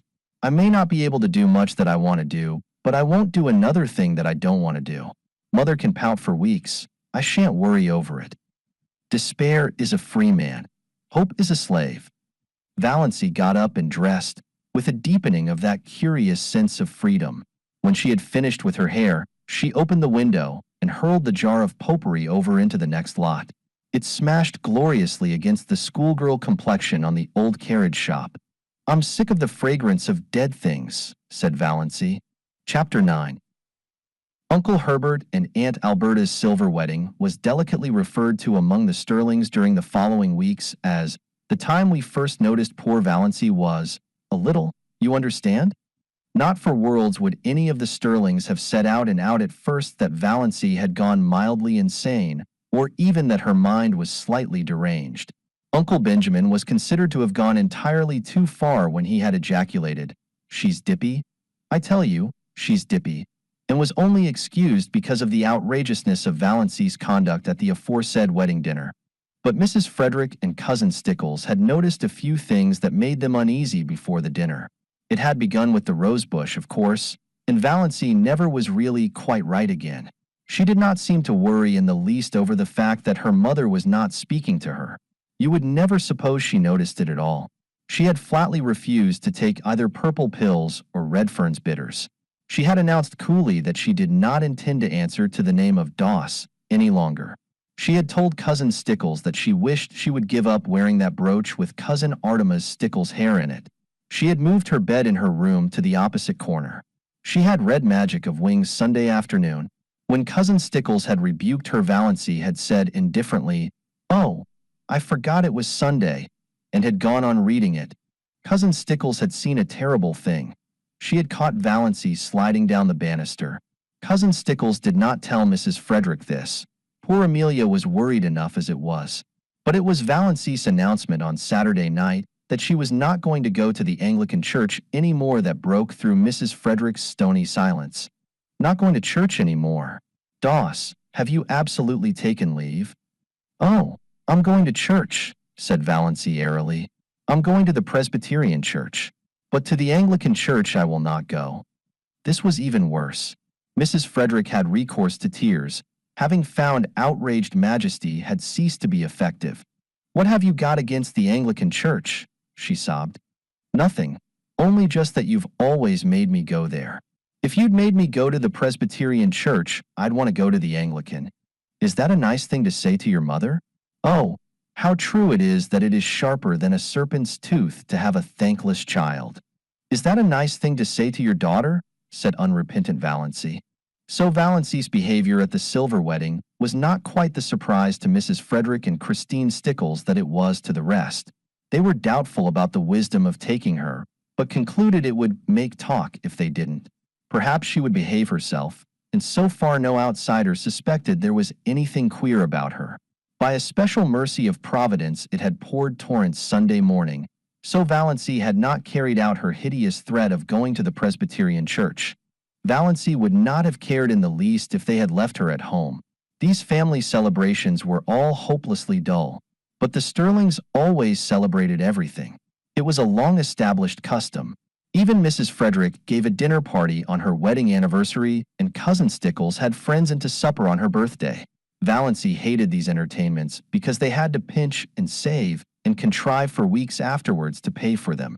But she wanted to go to the silver wedding. It would hurt Uncle Herbert's feelings if she stayed away, and she rather liked Uncle Herbert. Besides, she wanted to look over all her relatives from her new angle. It would be an excellent place to make public her Declaration of Independence if occasion offered. "Put on your brown silk dress," said Mrs. Stirling. As if there were anything else to put on, Valancy had only the one festive dress, that snuffy brown silk Aunt Isabel had given her.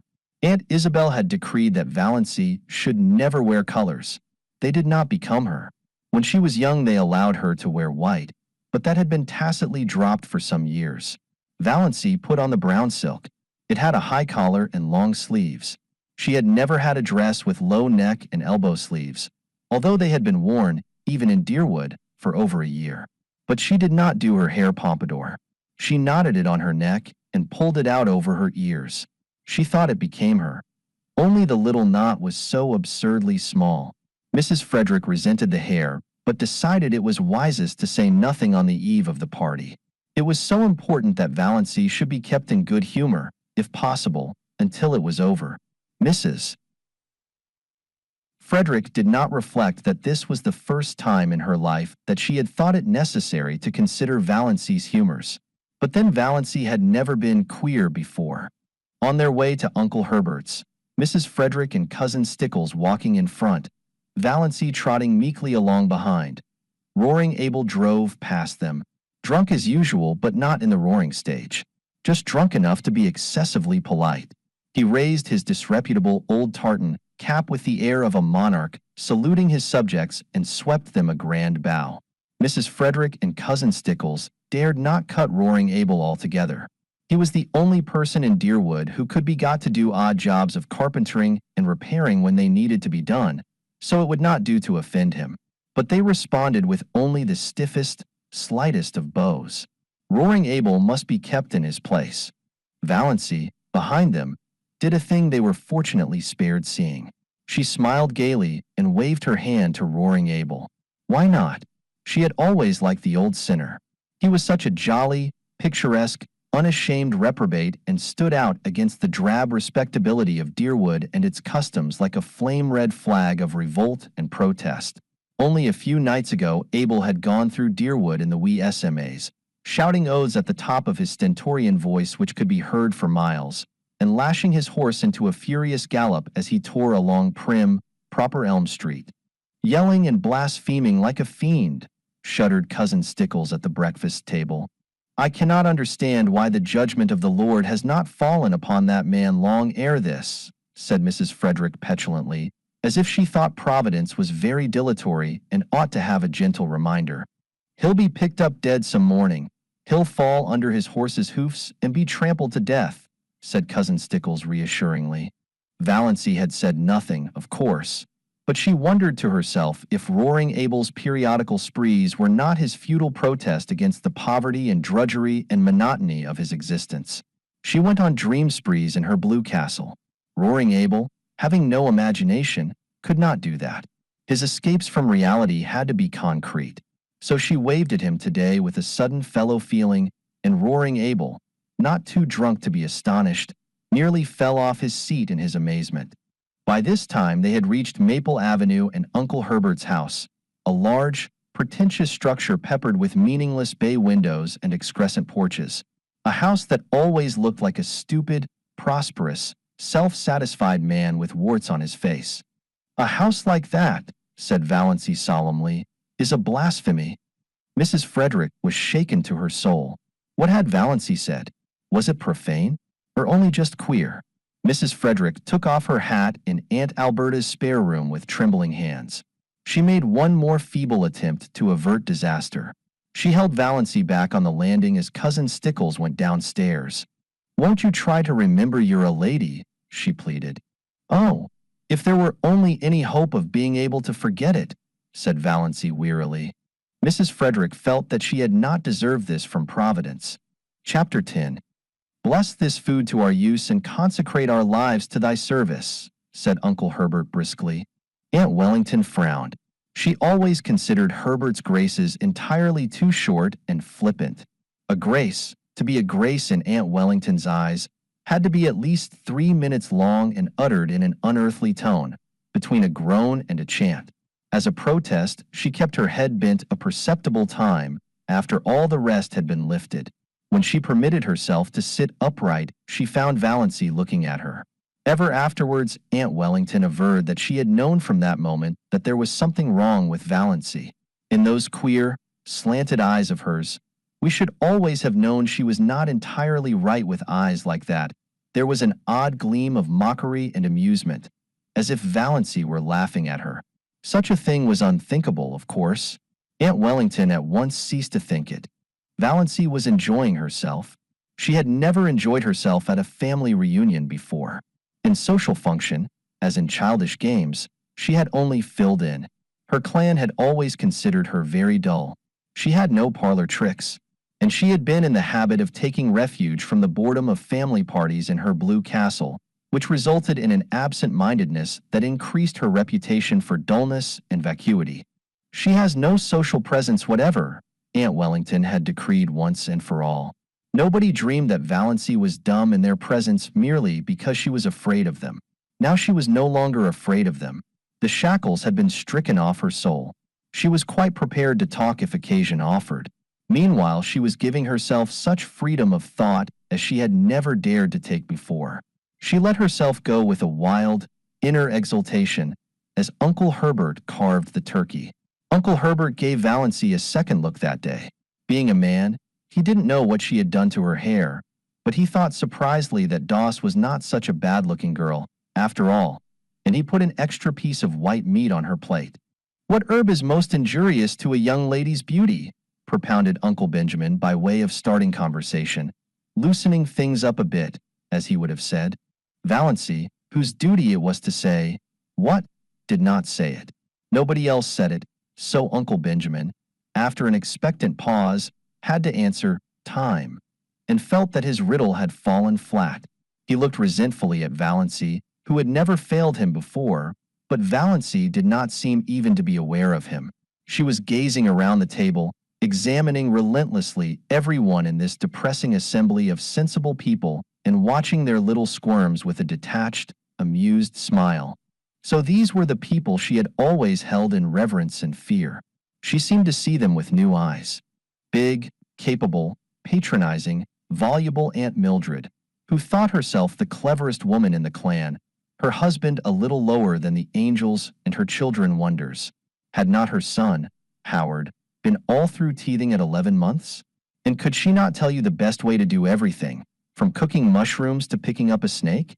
What a bore she was! What ugly moles she had on her face! Cousin Gladys, who was always praising her son, who had died young, and always fighting with her living one. She had neuritis, or what she called neuritis. It jumped about from one part of her body to another. It was a convenient thing. If anybody wanted her to go somewhere she didn't want to go, she had neuritis in her legs. And always if any mental effort was required, she could have neuritis in her head. You can't think with neuritis in your head, my dear. What an old humbug you are, thought Valancy impiously. Aunt Isabel. Valancy counted her chins. Aunt Isabel was the critic of the clan. She had always gone about squashing people flat. More members of it than Valancy were afraid of her. She had, it was conceded, a biting tongue. "I wonder what would happen to your face if you ever smiled," speculated Valancy, unblushingly. Second cousin Sarah Taylor, with her great, pale, expressionless eyes, who was noted for the variety of her pickle recipes and for nothing else. So afraid of saying something indiscreet that she never said anything worth listening to. So proper that she blushed when she saw the advertisement picture of a corset and had put a dress on her Venus de Milo statuette, which made it look real tasty. Little cousin Georgiana. Not such a bad little soul, but dreary, very. Always looking as if she had just been starched and ironed. Always afraid to let herself go. The only thing she really enjoyed was a funeral. You knew where you were with a corpse. Nothing more could happen to it. But while there was life, there was fear. Uncle James. Handsome, black, with his sarcastic, trap-like mouth and iron-gray sideburns, whose favorite amusement was to write controversial letters to the Christian Times, attacking modernism. Valancy always wondered if he looked as solemn when he was asleep as he did when awake. No wonder his wife had died young. Valancy remembered her. A pretty, sensitive thing. Uncle James had denied her everything she wanted and showered on her everything she didn't want. He had killed her, quite legally. She had been smothered and starved. Uncle Benjamin, wheezy, pussy-mouthed, with great pouches under eyes that held nothing in reverence. Uncle Wellington, long, pallid face, thin, pale yellow hair. One of the fair Stirling's, thin, stooping body, abominably high forehead with such ugly wrinkles, and eyes about as intelligent as a fish's, thought Valancy. Looks like a cartoon of himself. Aunt Wellington, named Mary but called by her husband's name to distinguish her from Great Aunt Mary. A massive, dignified, permanent lady, splendidly arranged, iron-gray hair, rich, fashionable beaded dress. Had her moles removed by electrolysis, which Aunt Mildred thought was a wicked evasion of the purposes of God. Uncle Herbert, with his spiky gray hair. Aunt Alberta, who twisted her mouth so unpleasantly in talking and had a great reputation for unselfishness because she was always giving up a lot of things she didn't want. Valancy let them off easily in her judgment because she liked them, even if they were, in Milton's expressive phrase, stupidly good. But she wondered for what inscrutable reason Aunt Alberta had seen fit to tie a black velvet ribbon around each of her chubby arms above the elbow. Then she looked across the table at Olive. Olive, who had been held up to her as a paragon of beauty, behavior, and success as long as she could remember. Why can't you hold yourself like Olive, Doss? Why can't you stand correctly like Olive, Doss? Why can't you speak prettily like Olive, Doss? Why can't you make an effort, Doss? Valancy's elfin eyes lost their mocking glitter and became pensive and sorrowful. You could not ignore or disdain Olive. It was quite impossible to deny that she was beautiful and effective, and sometimes she was a little intelligent. Her mouth might be a trifle heavy. She might show her fine, white, regular teeth rather too lavishly when she smiled.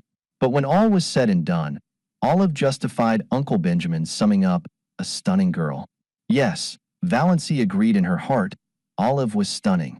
Rich, golden brown hair, elaborately dressed, with a sparkling bandeau holding its glossy puffs in place. Large, brilliant blue eyes and thick silken lashes, face of rose and bare neck of snow, rising above her gown. Great pearl bubbles in her ears, the blue-white diamond flame on her long, smooth, waxen finger with its rosy, pointed nail. Arms of marble, gleaming through green chiffon and shadow lace. Valancy felt suddenly thankful that her own scrawny arms were decently swathed in brown silk. Then she resumed her tabulation of Olive's charms. Tall, queenly, confident, everything that Valancy was not.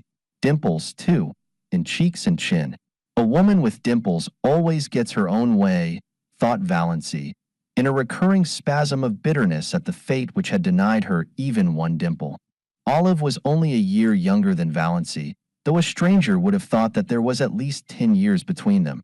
But nobody ever dreaded old maidenhood for her. Olive had been surrounded by a crowd of eager beaux since her early teens, just as her mirror was always surrounded by a fringe of cards, photographs, programs, and invitations. At 18, when she had graduated from Havergal College, Olive had been engaged to Will Desmond, lawyer in embryo. Will Desmond had died, and Olive had mourned for him properly for 2 years. When she was 23, she had a hectic affair with Donald Jackson. But Aunt and Uncle Wellington disapproved of that, and in the end Olive dutifully gave him up. Nobody in the Stirling clan, whatever outsiders might say, hinted that she did so because Donald himself was cooling off. However that might be, Olive's third venture met with everybody's approval. Cecil Price was clever and handsome and one of the Port Lawrence Prices. Olive had been engaged to him for 3 years.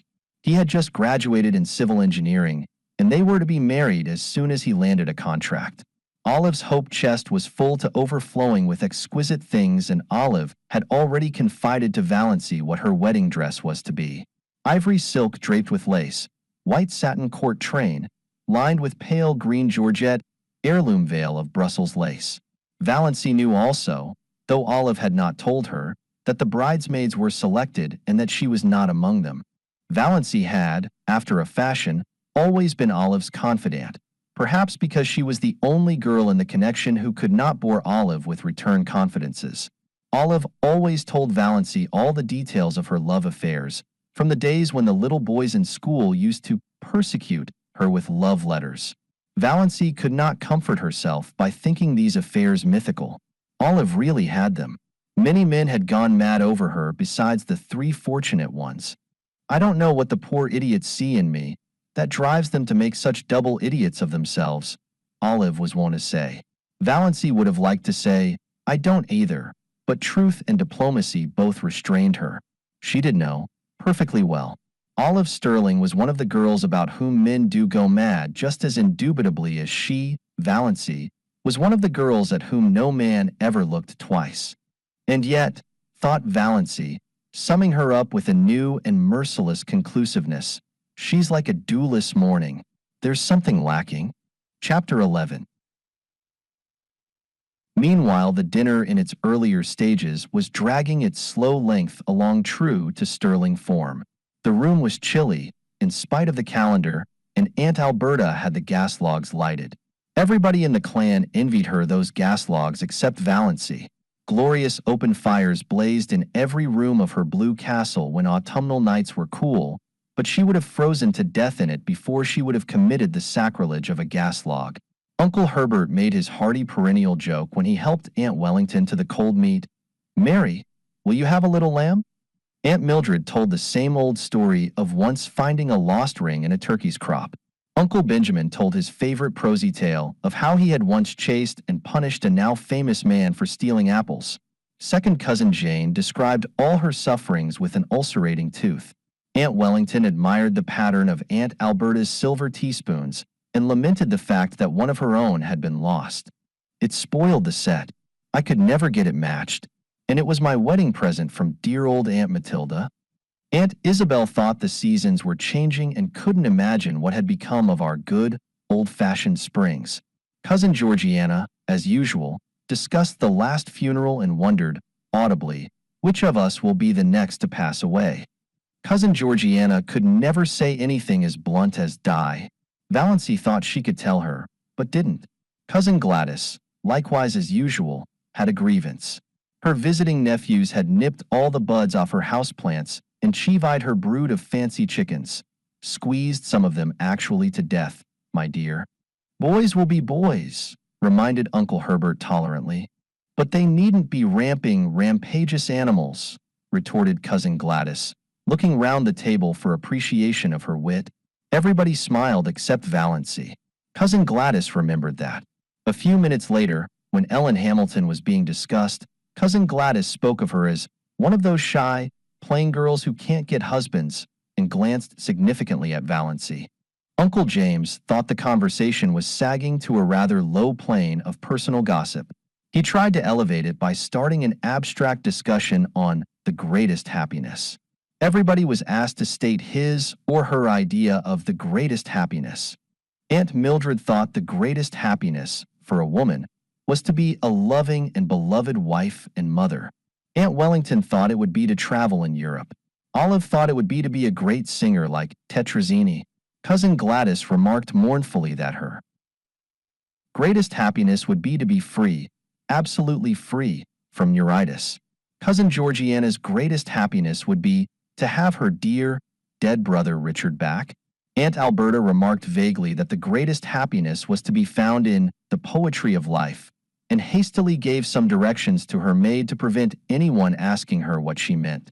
Mrs. Frederick said the greatest happiness was to spend your life in loving service for others, and Cousin Stickles and Aunt Isabel agreed with her. Aunt Isabel with a resentful air, as if she thought Mrs. Frederick had taken the wind out of her sails by saying it first. "We are all too prone," continued Mrs. Frederick, determined not to lose so good an opportunity, "to live in selfishness, worldliness, and sin." The other women all felt rebuked for their low ideals, and Uncle James had a conviction that the conversation had been uplifted with a vengeance. "The greatest happiness," said Valancy suddenly and distinctly, "is to sneeze when you want to." Everybody stared. Nobody felt it safe to say anything. Was Valancy trying to be funny? It was incredible. Mrs. Frederick, who had been breathing easier since the dinner had progressed so far without any outbreak on the part of Valancy, began to tremble again. But she deemed it the part of prudence to say nothing. Uncle Benjamin was not so prudent. He rashly rushed in where Mrs. Frederick feared to tread. "Doss," he chuckled, "what is the difference between a young girl and an old maid?" "One is happy and careless and the other is cappy and hairless," said Valancy. "You have asked that riddle at least 50 times in my recollection, Uncle Ben. Why don't you hunt up some new riddles if riddle you must? It is such a fatal mistake to try to be funny if you don't succeed." Uncle Benjamin stared foolishly. Never in his life had he, Benjamin Stirling, of Stirling and Frost, been spoken to so, and by Valancy of all people. He looked feebly around the table to see what the others thought of it. Everybody was looking rather blank. Poor Mrs. Frederick had shut her eyes, and her lips moved tremblingly, as if she were praying. Perhaps she was. The situation was so unprecedented that nobody knew how to meet it. Valancy went on calmly eating her salad as if nothing out of the usual had occurred. Aunt Alberta, to save her dinner, plunged into an account of how a dog had bitten her recently. Uncle James, to back her up, asked where the dog had bitten her. "Just a little below the Catholic Church," said Aunt Alberta. At that point Valancy laughed.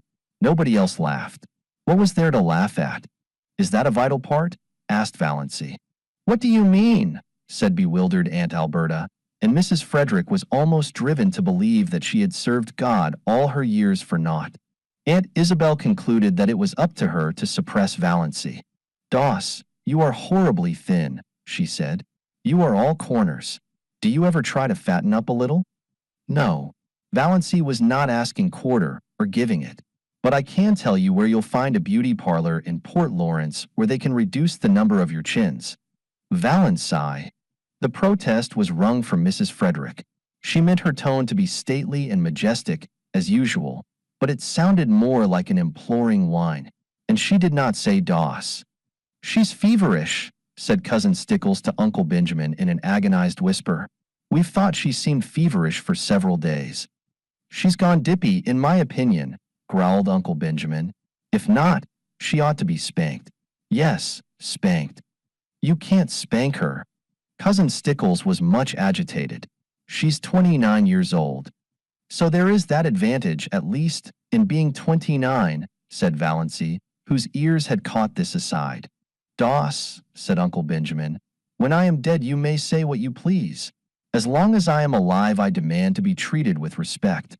"Oh, but you know we're all dead," said Valancy, "the whole Stirling clan. Some of us are buried and some aren't. Yet, that is the only difference." "Doss," said Uncle Benjamin, thinking it might cow Valancy, "do you remember the time you stole the raspberry jam?" Valancy flushed scarlet, with suppressed laughter, not shame. She had been sure Uncle Benjamin would drag that jam in somehow. "Of course I do," she said. "It was good jam. I've always been sorry I hadn't time to eat more of it before you found me." "Oh, look at Aunt Isabel's profile on the wall. Did you ever see anything so funny?" Everybody looked, including Aunt Isabel herself, which of course destroyed it. But Uncle Herbert said kindly, I wouldn't eat any more if I were you, Doss.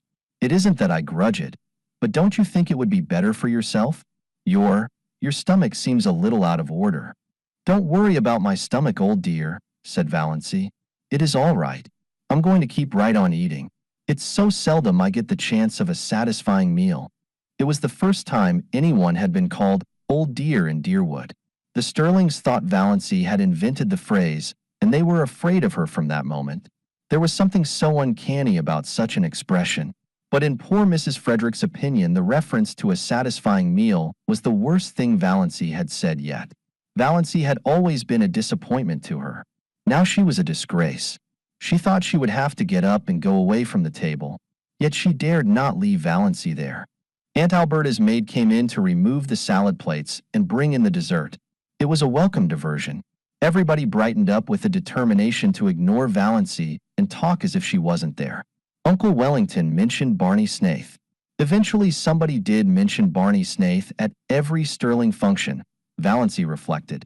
Whatever he was an individual that could not be ignored. She resigned herself to listen.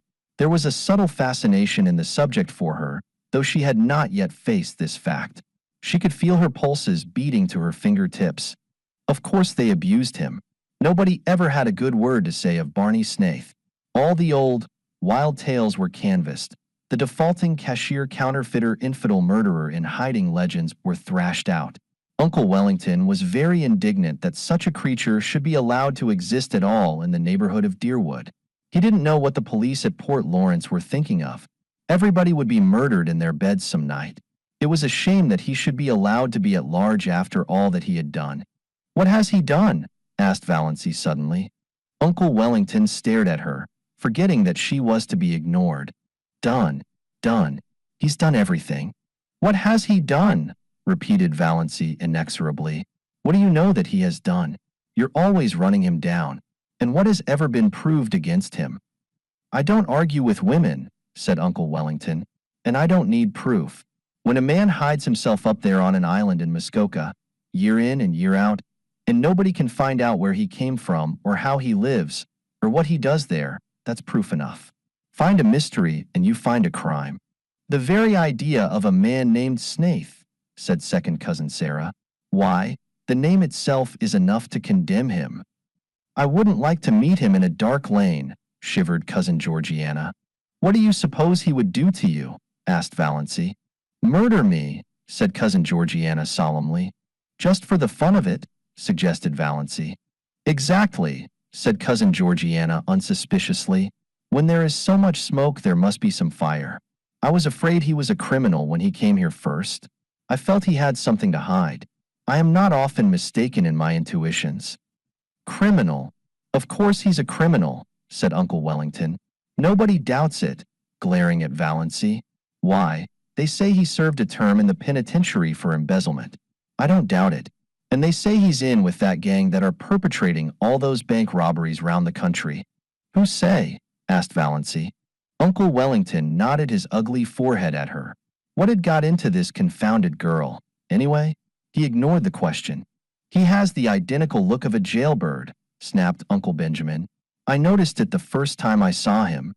A fellow by the hand of nature marked, quoted and signed to do a deed of shame," declaimed Uncle James. He looked enormously pleased over managing to work that quotation in at last. He had been waiting all his life for the chance. "One of his eyebrows is an arch and the other is a triangle," said Valancy. "Is that why you think him so villainous?" Uncle James lifted his eyebrows. Generally, when Uncle James lifted his eyebrows, the world came to an end. This time it continued to function. "How do you know his eyebrows so well, Doss?" asked Olive, a trifle maliciously. Such a remark would have covered Valancy with confusion 2 weeks ago, and Olive knew it. "Yes, how?" demanded Aunt Wellington. "I've seen him twice and I looked at him closely," said Valancy composedly. "I thought his face the most interesting one I ever saw."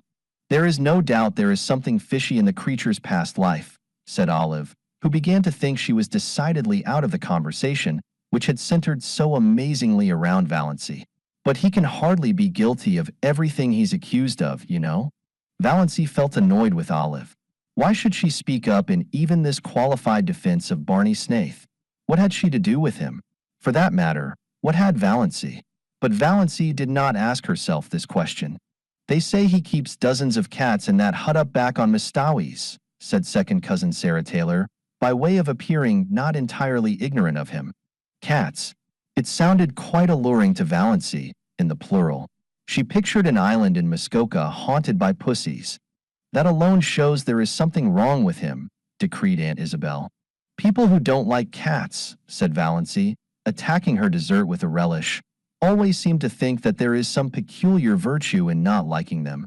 The man hasn't a friend except Roaring Abel, said Uncle Wellington, and if Roaring Abel had kept away from him, as everybody else did, it would have been better for some members of his family. Uncle Wellington's rather lame conclusion was due to a marital glance from Aunt Wellington reminding him of what he had almost forgotten, that there were girls at the table. If you mean, said Valancy passionately, that Barney Snaith is the father of Cecily Gay's child, he isn't. It's a wicked lie. In spite of her indignation, Valancy was hugely amused at the expression of the faces around that festal table. She had not seen anything like it since the day, 17 years ago, when at Cousin Gladys' thimble party, they discovered that she had got something in her head at school. Lice in her head. Valancy was done with euphemisms. Poor Mrs. Frederick was almost in a state of collapse. She had believed, or pretended to believe, that Valancy still supposed that children were found in parsley beds. Hush, hush, implored Cousin Stickles. I don't mean to hush, said Valancy perversely. I've hushed all my life. I'll scream if I want to. Don't make me want to. And stop talking nonsense about Barney Snaith. Valancy didn't exactly understand her own indignation. What did Barney Snaith's imputed crimes and misdemeanors matter to her?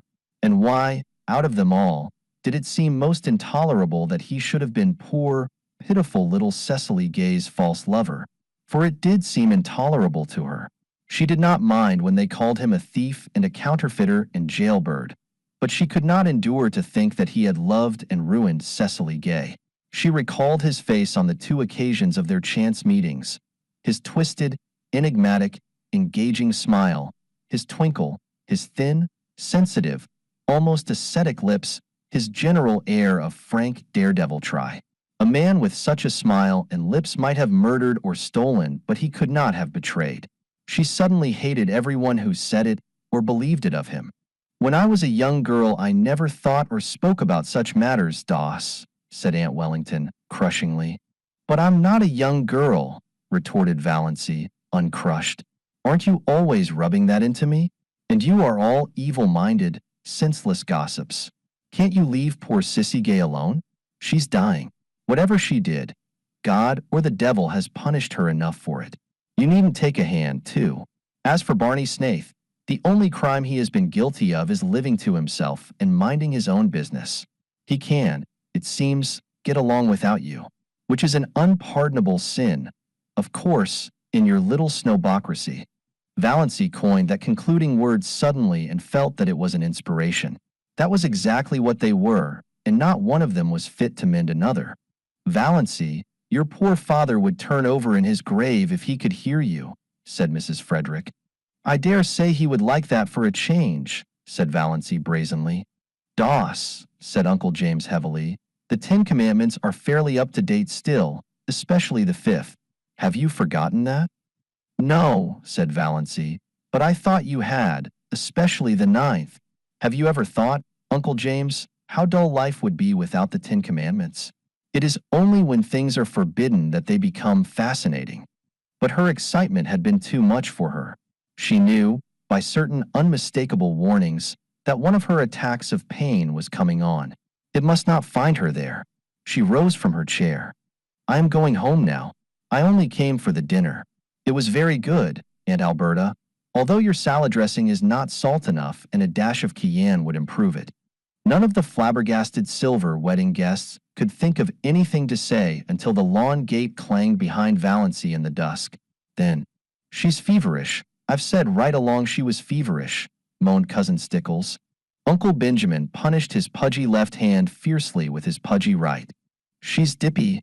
I tell you she's gone dippy, he snorted angrily. That's all there is about it. Clean dippy.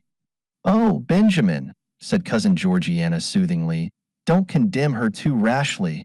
We must remember what dear old Shakespeare says, that charity thinketh no evil. Charity? Poppycock, snorted Uncle Benjamin. I never heard a young woman talk such stuff in my life as she just did, talking about things she ought to be ashamed to think of, much less mention, blaspheming, insulting us. What she wants is a generous dose of spankweed, and I'd like to be the one to administer it. H.H. Uncle Benjamin gulped down the half of a scalding cup of coffee. Do you suppose that the mumps could work on a person that way? Wailed Cousin Stickles. I opened an umbrella in the house yesterday, sniffed Cousin Georgiana. I knew it betokened some misfortune. Have you tried to find out if she has a temperature? Asked Cousin Mildred. She wouldn't let Amelia put the thermometer under her tongue, whimpered Cousin Stickles. Mrs. Frederick was openly in tears. All her defenses were down. I must tell you, she sobbed, that Valancy has been acting very strangely for over 2 weeks now. She hasn't been a bit like herself, Christine could tell you. I have hoped against hope that it was only one of her colds coming on. But it is. It must be something worse. This is bringing on my neuritis again, said Cousin Gladys, putting her hand to her head. Don't cry, Amelia, said Herbert kindly, pulling nervously at his spiky gray hair. He hated family ructions. Very inconsiderate of Doss to start one at his silver wedding. Who could have supposed she had it in her? You'll have to take her to a doctor. This may be only a brainstorm. There are such things as brainstorms nowadays, aren't there? I suggested consulting a doctor to her yesterday, moaned Mrs. Frederick, and she said she wouldn't go to a doctor, wouldn't. Oh, surely I have had trouble enough. And she won't take Redfern's bitters, said Cousin Stickles. Or anything, said Mrs. Frederick. And she's determined to go to the Presbyterian church, said Cousin Stickles, repressing, however, to her credit be it said, the story of the banister. That proves she's dippy, growled Uncle Benjamin. I noticed something strange about her the minute she came in today. I noticed it before today. Uncle Benjamin was thinking of Mirazh. Everything she said today showed an unbalanced mind. That question, was it a vital part? Was there any sense at all in that remark? None whatever. There never was anything like that in the Stirlings. It must be from the Wansbarras. Poor Mrs. Frederick was too crushed to be indignant. I never heard of anything like that in the Wansbarras, she sobbed. Your father was odd enough, said Uncle Benjamin. Poor Pa was peculiar, admitted Mrs. Frederick tearfully, but his mind was never affected. He talked all his life exactly as Valancy did today, retorted Uncle Benjamin, and he believed he was his own great-great-grandfather born over again. I've heard him say it.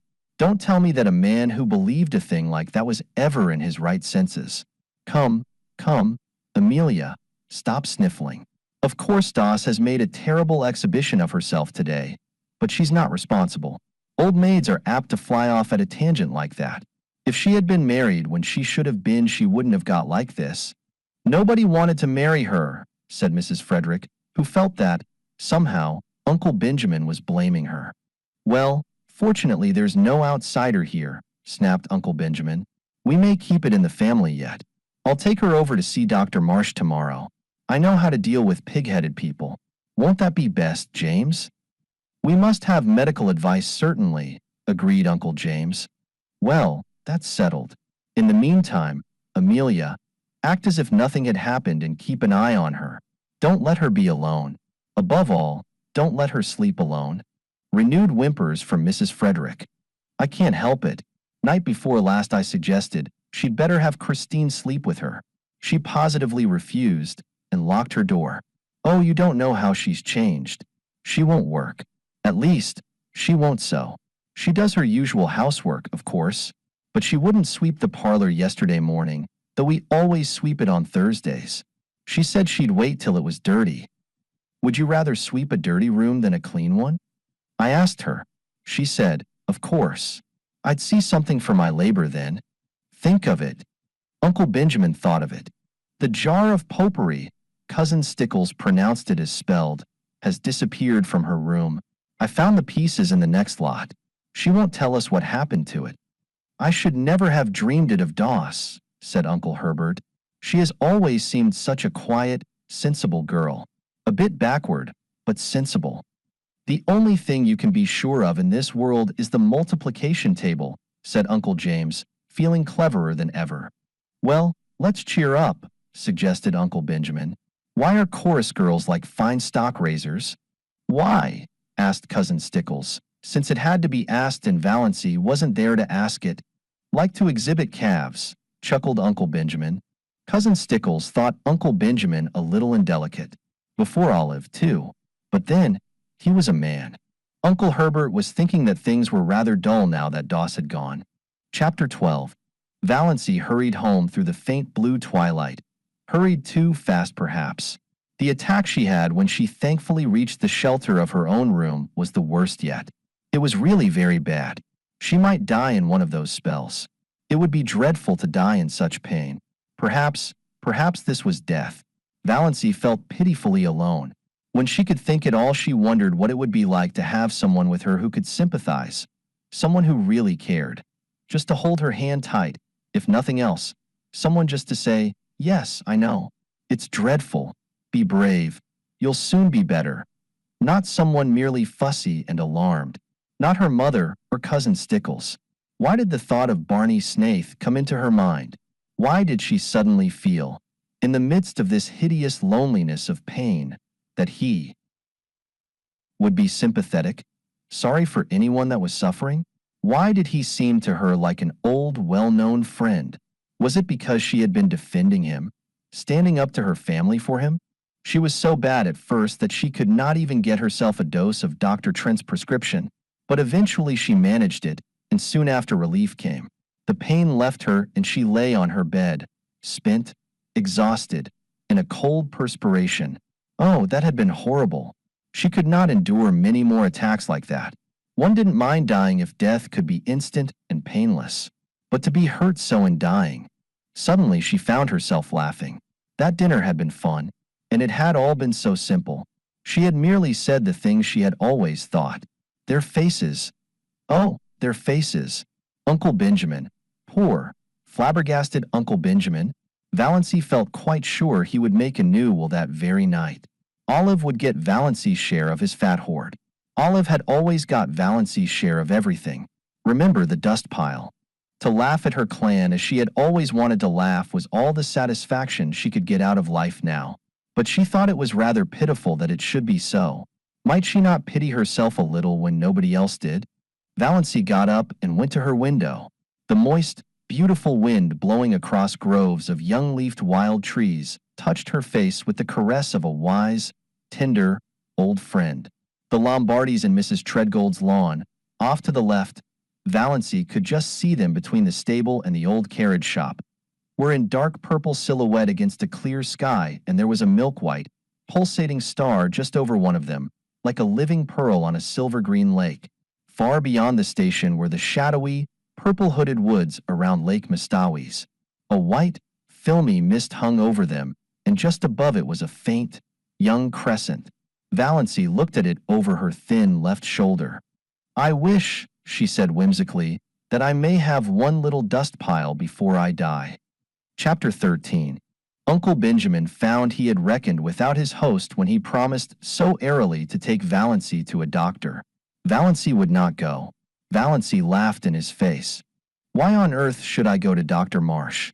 There's nothing the matter with my mind, though you all think I've suddenly gone crazy. Well, I haven't.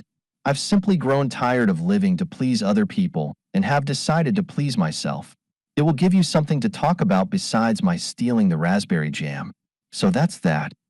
"Doss," said Uncle Benjamin, solemnly and helplessly, "you are not, like yourself." "Who am I like then?" asked Valancy. Uncle Benjamin was rather posed.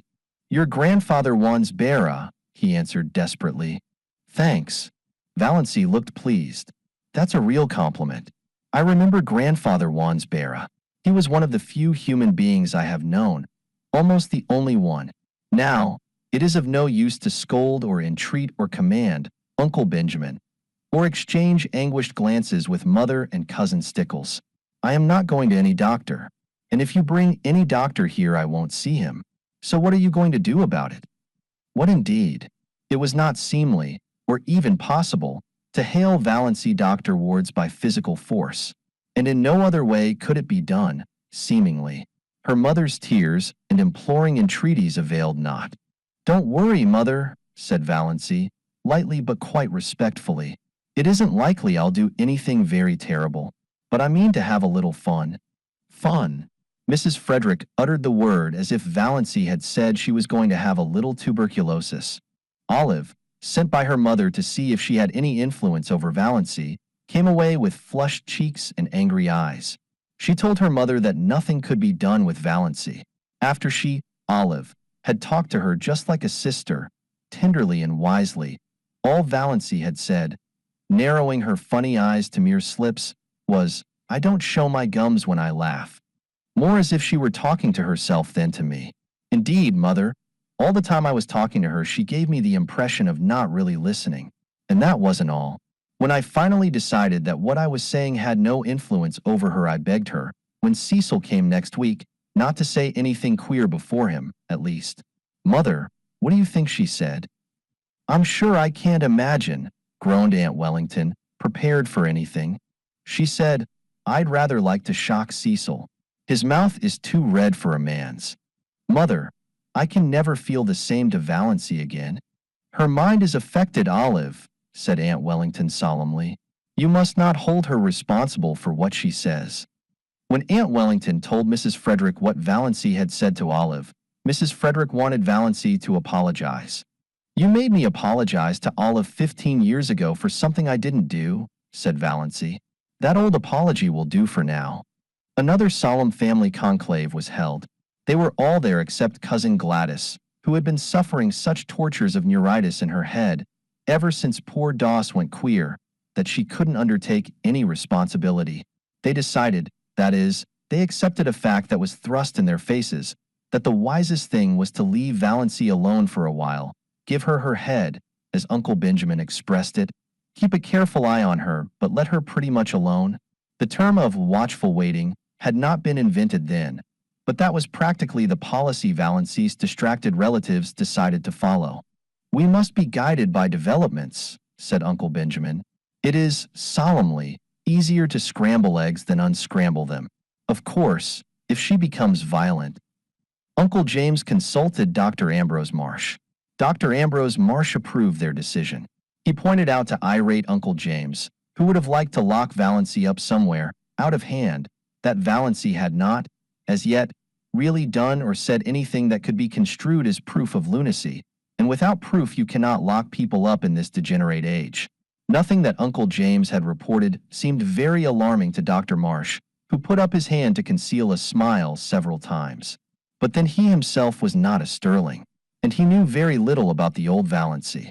Uncle James stalked out and drove back to Deerwood, thinking that Ambrose Marsh wasn't much of a doctor, after all, and that Adelaide Stirling might have done better for herself. Chapter 14. Life cannot stop because tragedy enters it. Meals must be made ready though a son dies, and porches must be repaired even if your only daughter is going out of her mind. Mrs. Frederick, in her systematic way, had long ago appointed the second week in June for the repairing of the front porch, the roof of which was sagging dangerously. Roaring Abel had been engaged to do it many moons before, and Roaring Abel promptly appeared on the morning of the first day of the second week, and fell to work. Of course he was drunk. Roaring Abel was never anything but drunk, but he was only in the first stage, which made him talkative and genial. The odor of whiskey on his breath nearly drove Mrs. Frederick and Cousin Stickles wild at dinner. Even Valancy, with all her emancipation, did not like it. But she liked Abel, and she liked his vivid, eloquent talk, and after she washed the dinner dishes she went out and sat on the steps and talked to him. Mrs. Frederick and Cousin Stickles thought it a terrible proceeding, but what could they do? Valancy only smiled mockingly at them when they called her in, and did not go. It was so easy to defy once you got started. The first step was the only one that really counted. They were both afraid to say anything more to her lest she might make a scene before Roaring Abel, who would spread it all over the country with his own characteristic comments and exaggerations. It was too cold a day, in spite of the June sunshine, for Mrs. Frederick to sit at the dining room window and listen to what was said. She had to shut the window, and Valancy and Roaring Abel had their talk to themselves. But if Mrs. Frederick had known what the outcome of that talk was to be, she would have prevented it if the porch was never repaired. Valancy sat on the steps, defiant of the chill breeze of this cold June which had made Aunt Isabel aver the seasons were changing. She did not care whether she caught a cold or not. It was delightful to sit there in that cold, beautiful, fragrant world and feel free. She filled her lungs with the clean, lovely wind and held out her arms to it and let it tear her hair to pieces while she listened to roaring Abel, who told her his troubles between intervals of hammering gaily in time to his Scotch songs. Valancy liked to hear him. Every stroke of his hammer fell true to the note. Old Abel Gay, in spite of his 70 years, was handsome still, in a stately, patriarchal manner. His tremendous beard, falling down over his blue flannel shirt, was still a flaming, untouched red, though his shock of hair was white as snow, and his eyes were a fiery, youthful blue. His enormous, reddish-white eyebrows were more like mustaches than eyebrows. Perhaps this was why he always kept his upper lip scrupulously shaved. His cheeks were red and his nose ought to have been, but wasn't. It was a fine, upstanding, aquiline nose, such as the noblest Roman of them all might have rejoiced in. Abel was 6'2" in his stockings, broad-shouldered, lean-hipped. In his youth he had been a famous lover, finding all women too charming to bind himself to one. His years had been a wild, colorful panorama of follies and adventures, gallantries, fortunes and misfortunes. He had been 45 before he married, a pretty slip of a girl whom his goings-on killed in a few years. Abel was piously drunk at her funeral and insisted on repeating the 55th chapter of Isaiah. Abel knew most of the Bible and all the Psalms by heart, while the minister, whom he disliked, prayed or tried to pray. Thereafter his house was run by an untidy old cousin who cooked his meals and kept things going after a fashion. In this unpromising environment little Cecilia Gay had grown up. Valancy had known Sissy Gay fairly well in the democracy of the public school, though Sissy had been 3 years younger than she. After they left school their paths diverged and she had seen nothing of her. Old Abel was a Presbyterian. That is, he got a Presbyterian preacher to marry him, baptize his child, and bury his wife. And he knew more about Presbyterian theology than most ministers, which made him a terror to them in arguments. But Roaring Abel never went to church. Every Presbyterian minister who had been in Deerwood had tried his hand, once, at reforming Roaring Abel, but he had not been pestered of late. Reverend Mr. Bentley had been in Deerwood for 8 years, but he had not sought out Roaring Abel since the first 3 months of his pastorate. He had called on Roaring Abel then and found him in the theological stage of drunkenness, which always followed the sentimental maudlin one, and preceded the roaring, blasphemous one,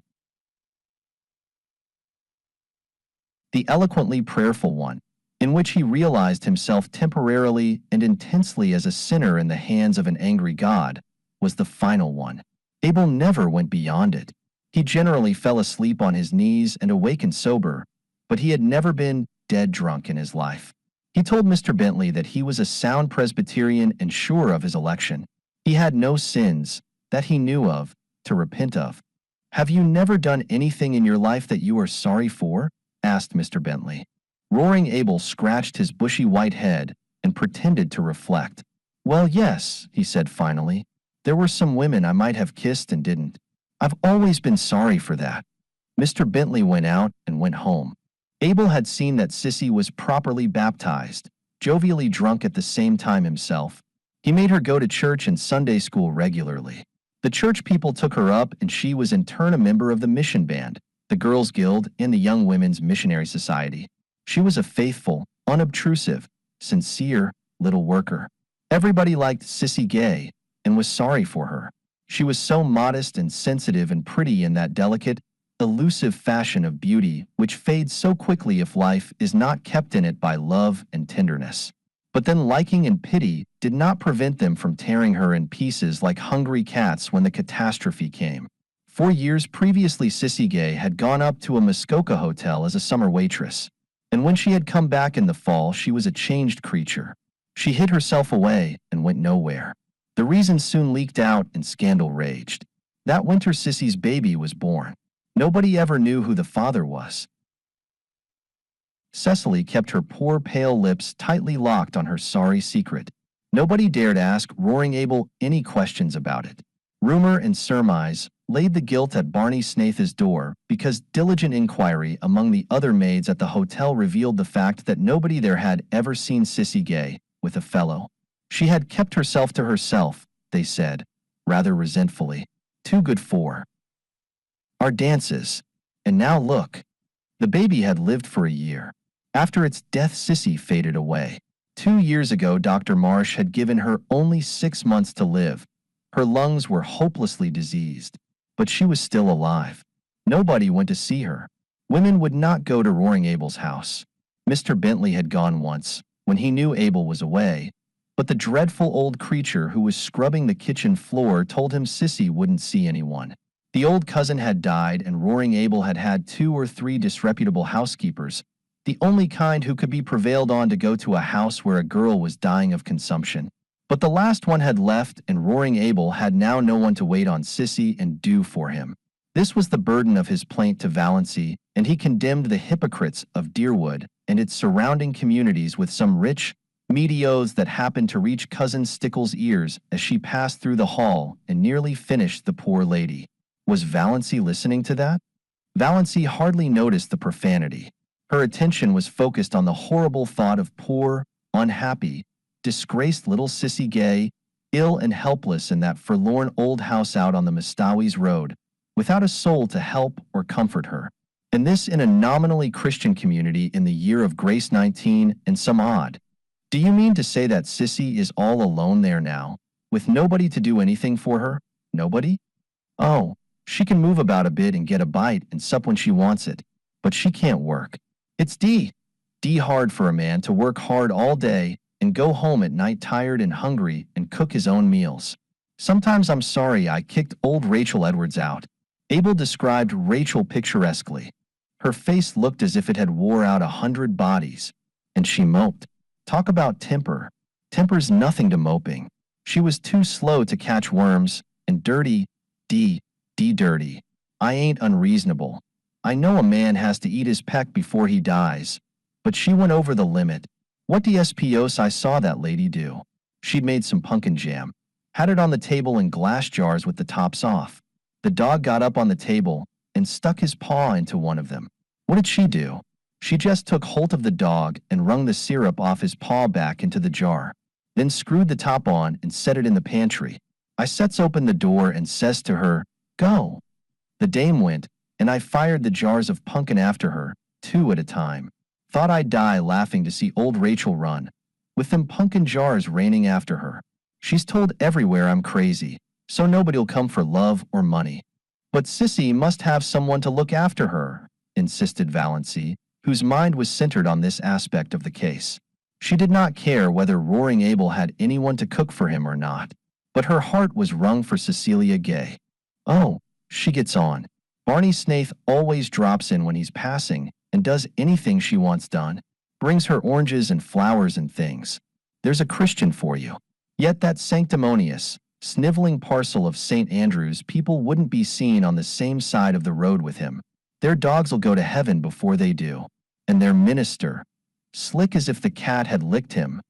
There are plenty of good people, both in St. Andrew's and St. George's, who would be kind to Sissy if you would behave yourself, said Valancy severely. They're afraid to go near your place. Because I'm such a sad old dog? But I don't bite. Never bit anyone in my life. A few loose words spilled around don't hurt anyone. And I'm not asking people to come. Don't want him poking and prying about. What I want is a housekeeper.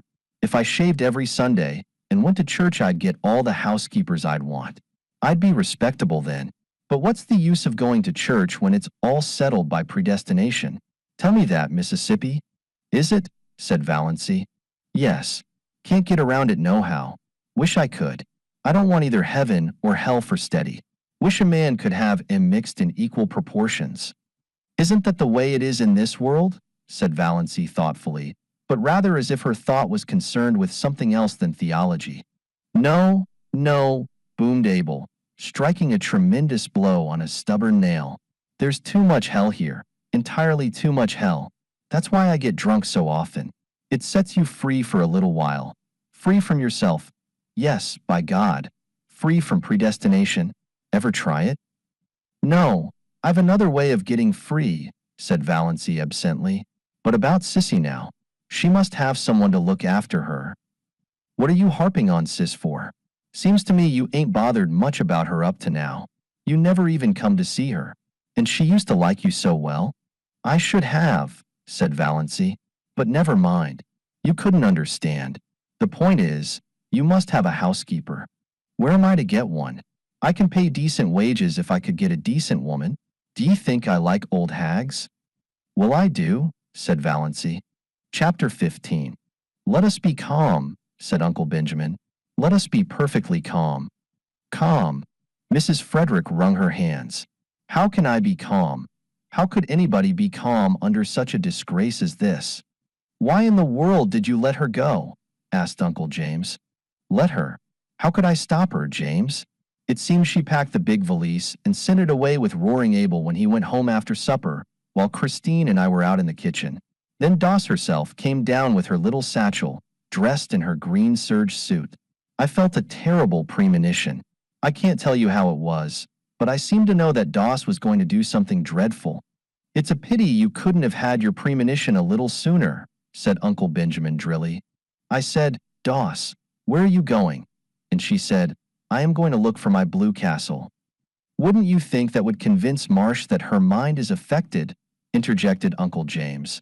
And I said, Valancy, what do you mean?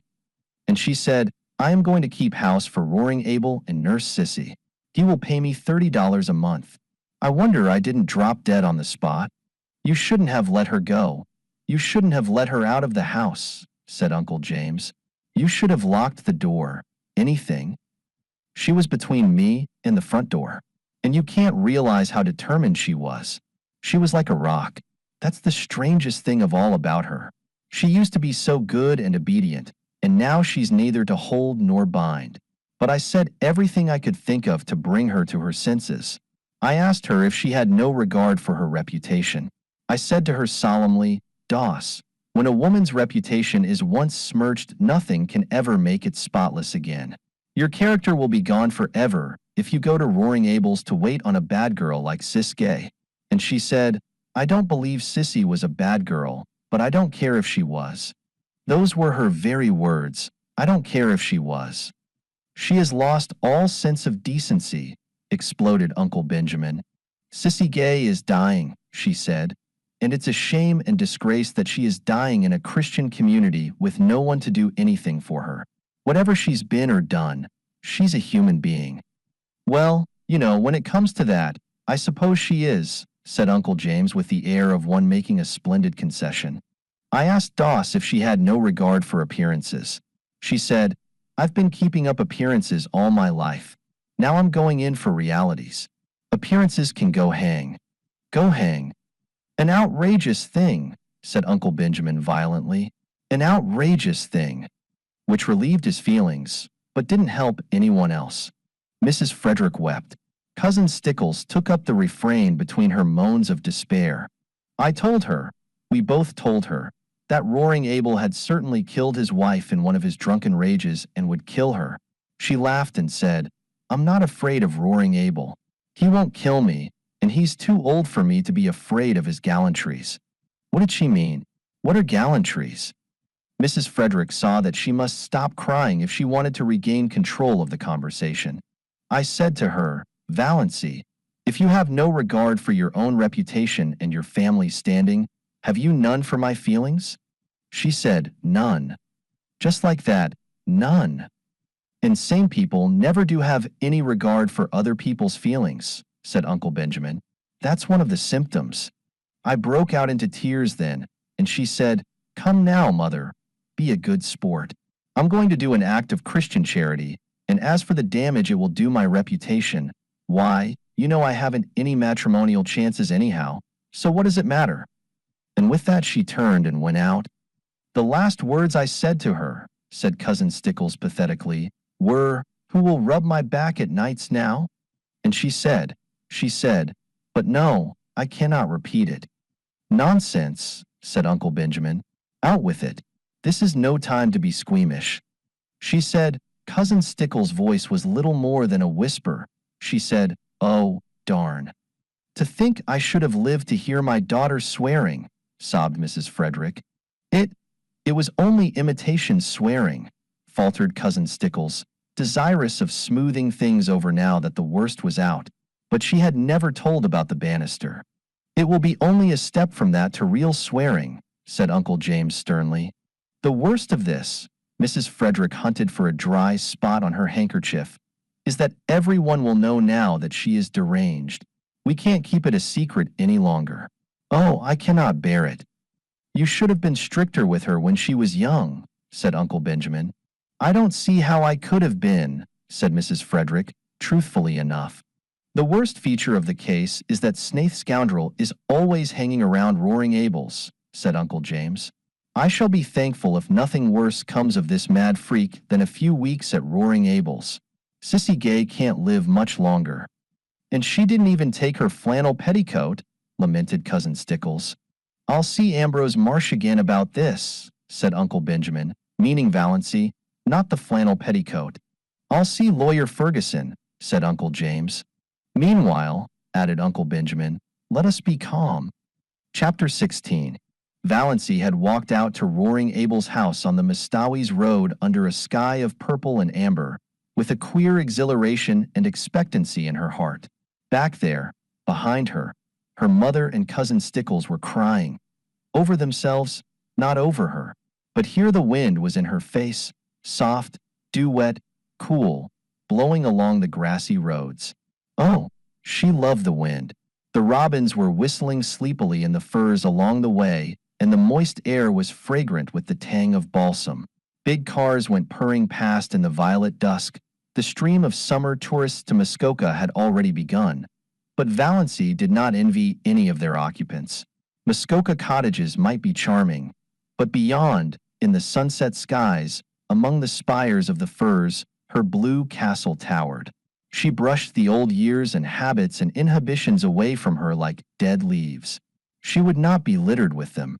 Roaring Abel's rambling, tumble-down old house was situated about 3 miles from the village, on the very edge of Upback, as the sparsely settled, hilly, wooded country around Mistawis was called vernacularly.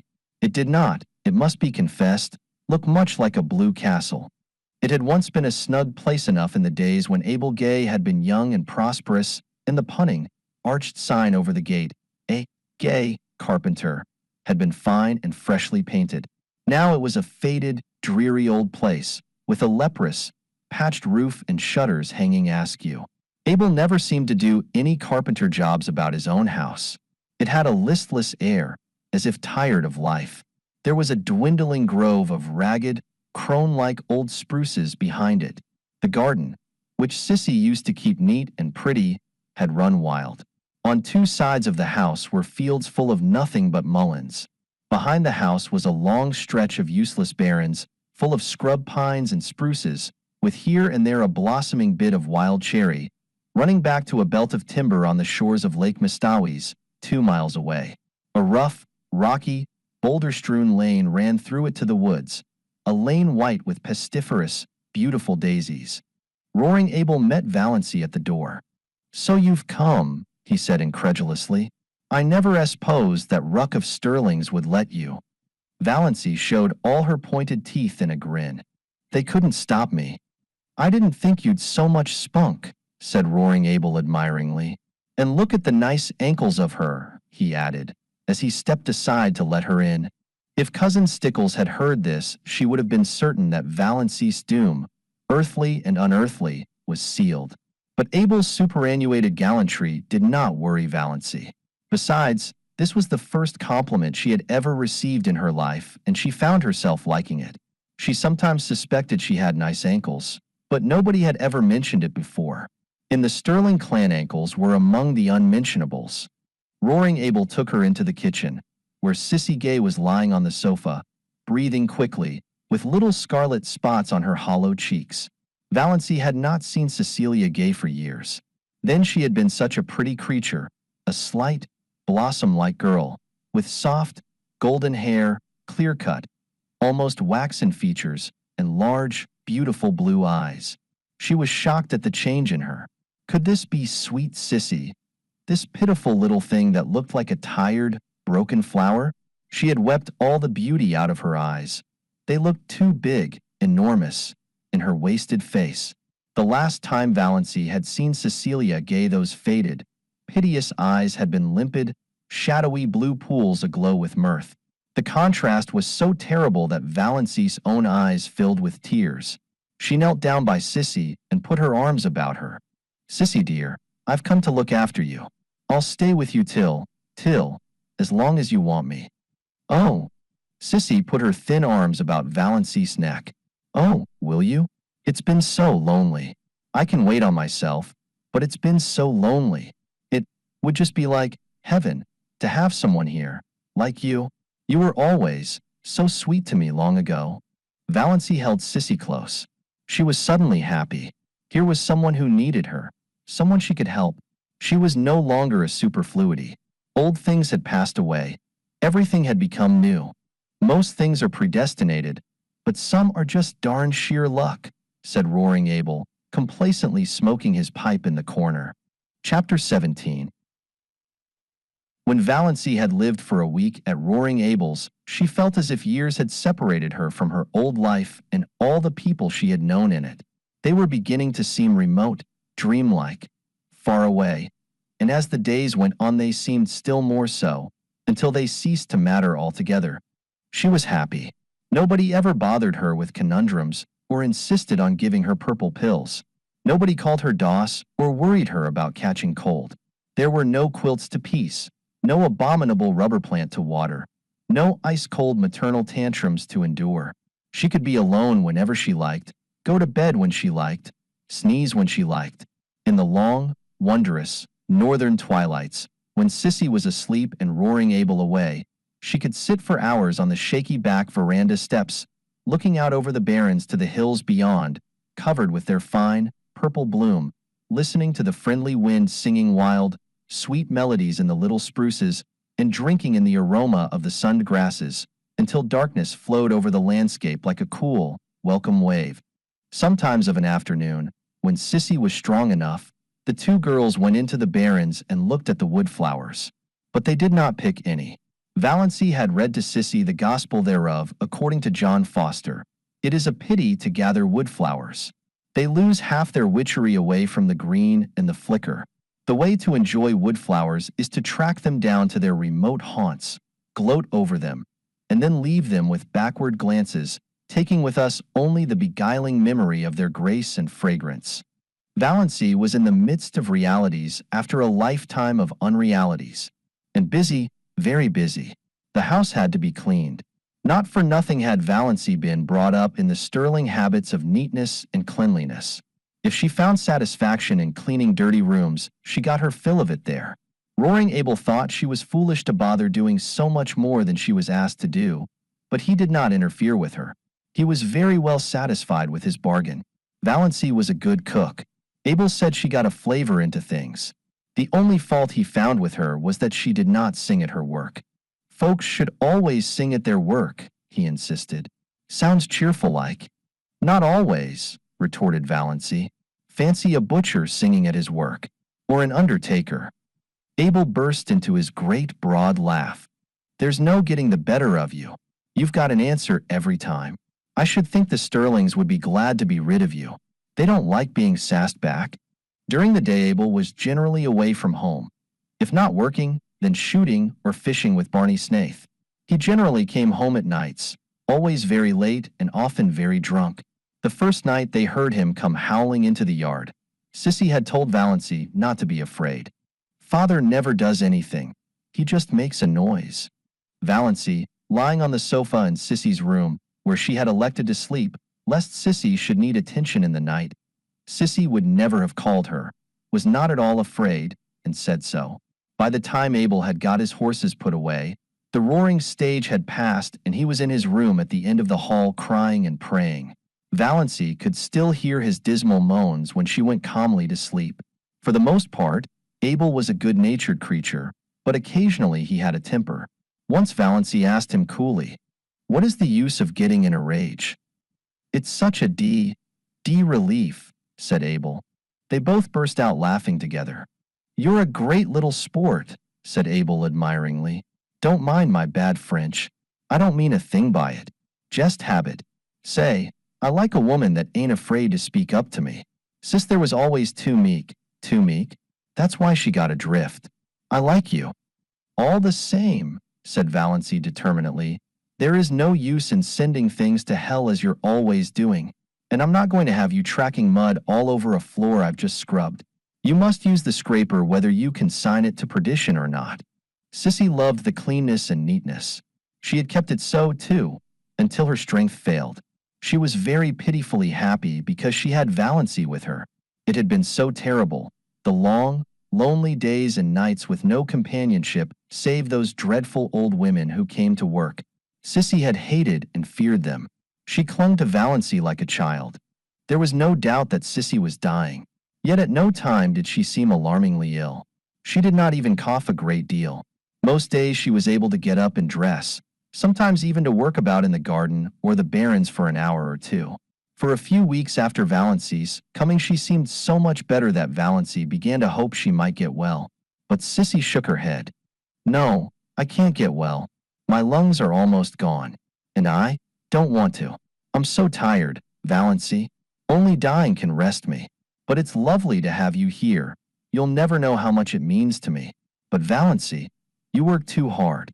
You don't need to. Father only wants his meals cooked. I don't think you are strong yourself. You turn so pale sometimes. And those drops you take. Are you well, dear? I'm all right, said Valancy lightly. She would not have Sissy worried. And I'm not working hard. I'm glad to have some work to do, something that really wants to be done. Then, Sissy slipped her hand wistfully into Valancy's. Don't let's talk any more about my being sick. Let's just forget it.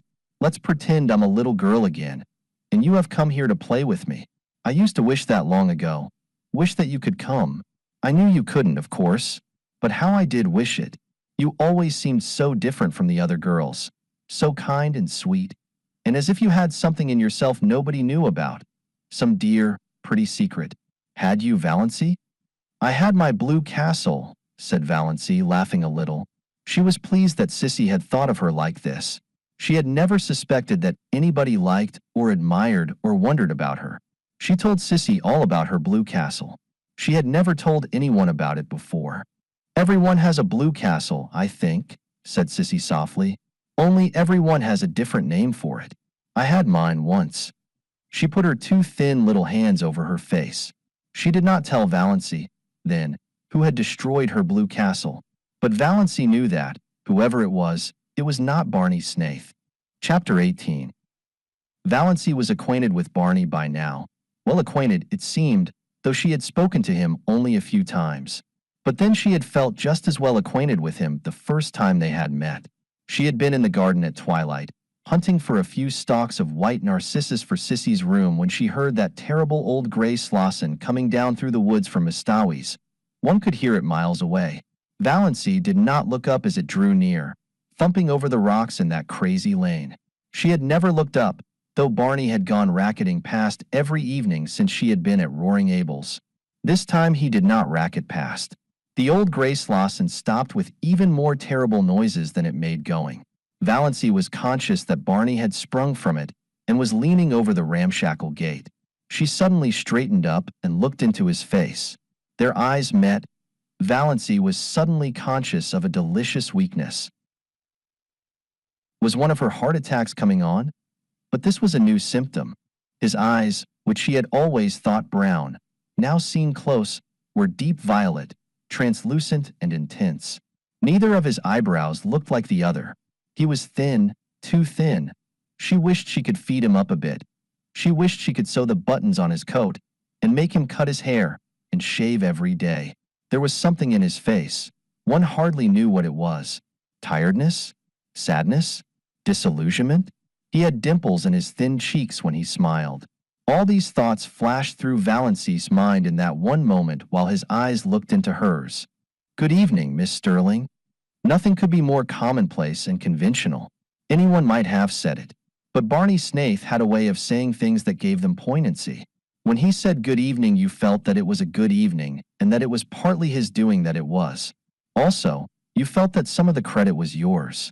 Valancy felt all this vaguely, but she couldn't imagine why she was trembling from head to foot. It must be her heart. If only he didn't notice it. I'm going over to the port, Barney was saying. Can I acquire merit by getting or doing anything there for you or Sissy? Will you get some salt codfish for us? Said Valancy. It was the only thing she could think of. Roaring Abel had expressed a desire that day for a dinner of boiled salt codfish.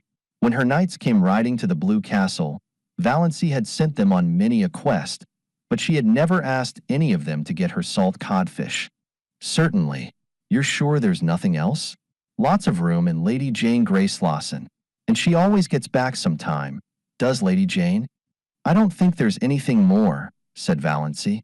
She knew he would bring oranges for Sissy anyhow. He always did. Barney did not turn away at once. He was silent for a little. Then he said, slowly and whimsically, Miss Stirling, you're a brick. You're a whole cartload of bricks. To come here and look after Sissy, under the circumstances. There's nothing so bricky about that, said Valancy. I'd nothing else to do. And I like it here. I don't feel as if I'd done anything specially meritorious. Mr. Gay is paying me fair wages. I never earned any money before, and I like it. It seemed so easy to talk to Barney Snaith, someway. This terrible Barney Snaith of the lurid tales and mysterious past. As easy and natural as if talking to herself. All the money in the world couldn't buy what you're doing for Sissy Gay, said Barney. It's splendid and fine of you. And if there's anything I can do to help you in any way, you have only to let me know. If Roaring Abel ever tries to annoy you. He doesn't. He's lovely to me. I like Roaring Abel, said Valancy frankly. So do I.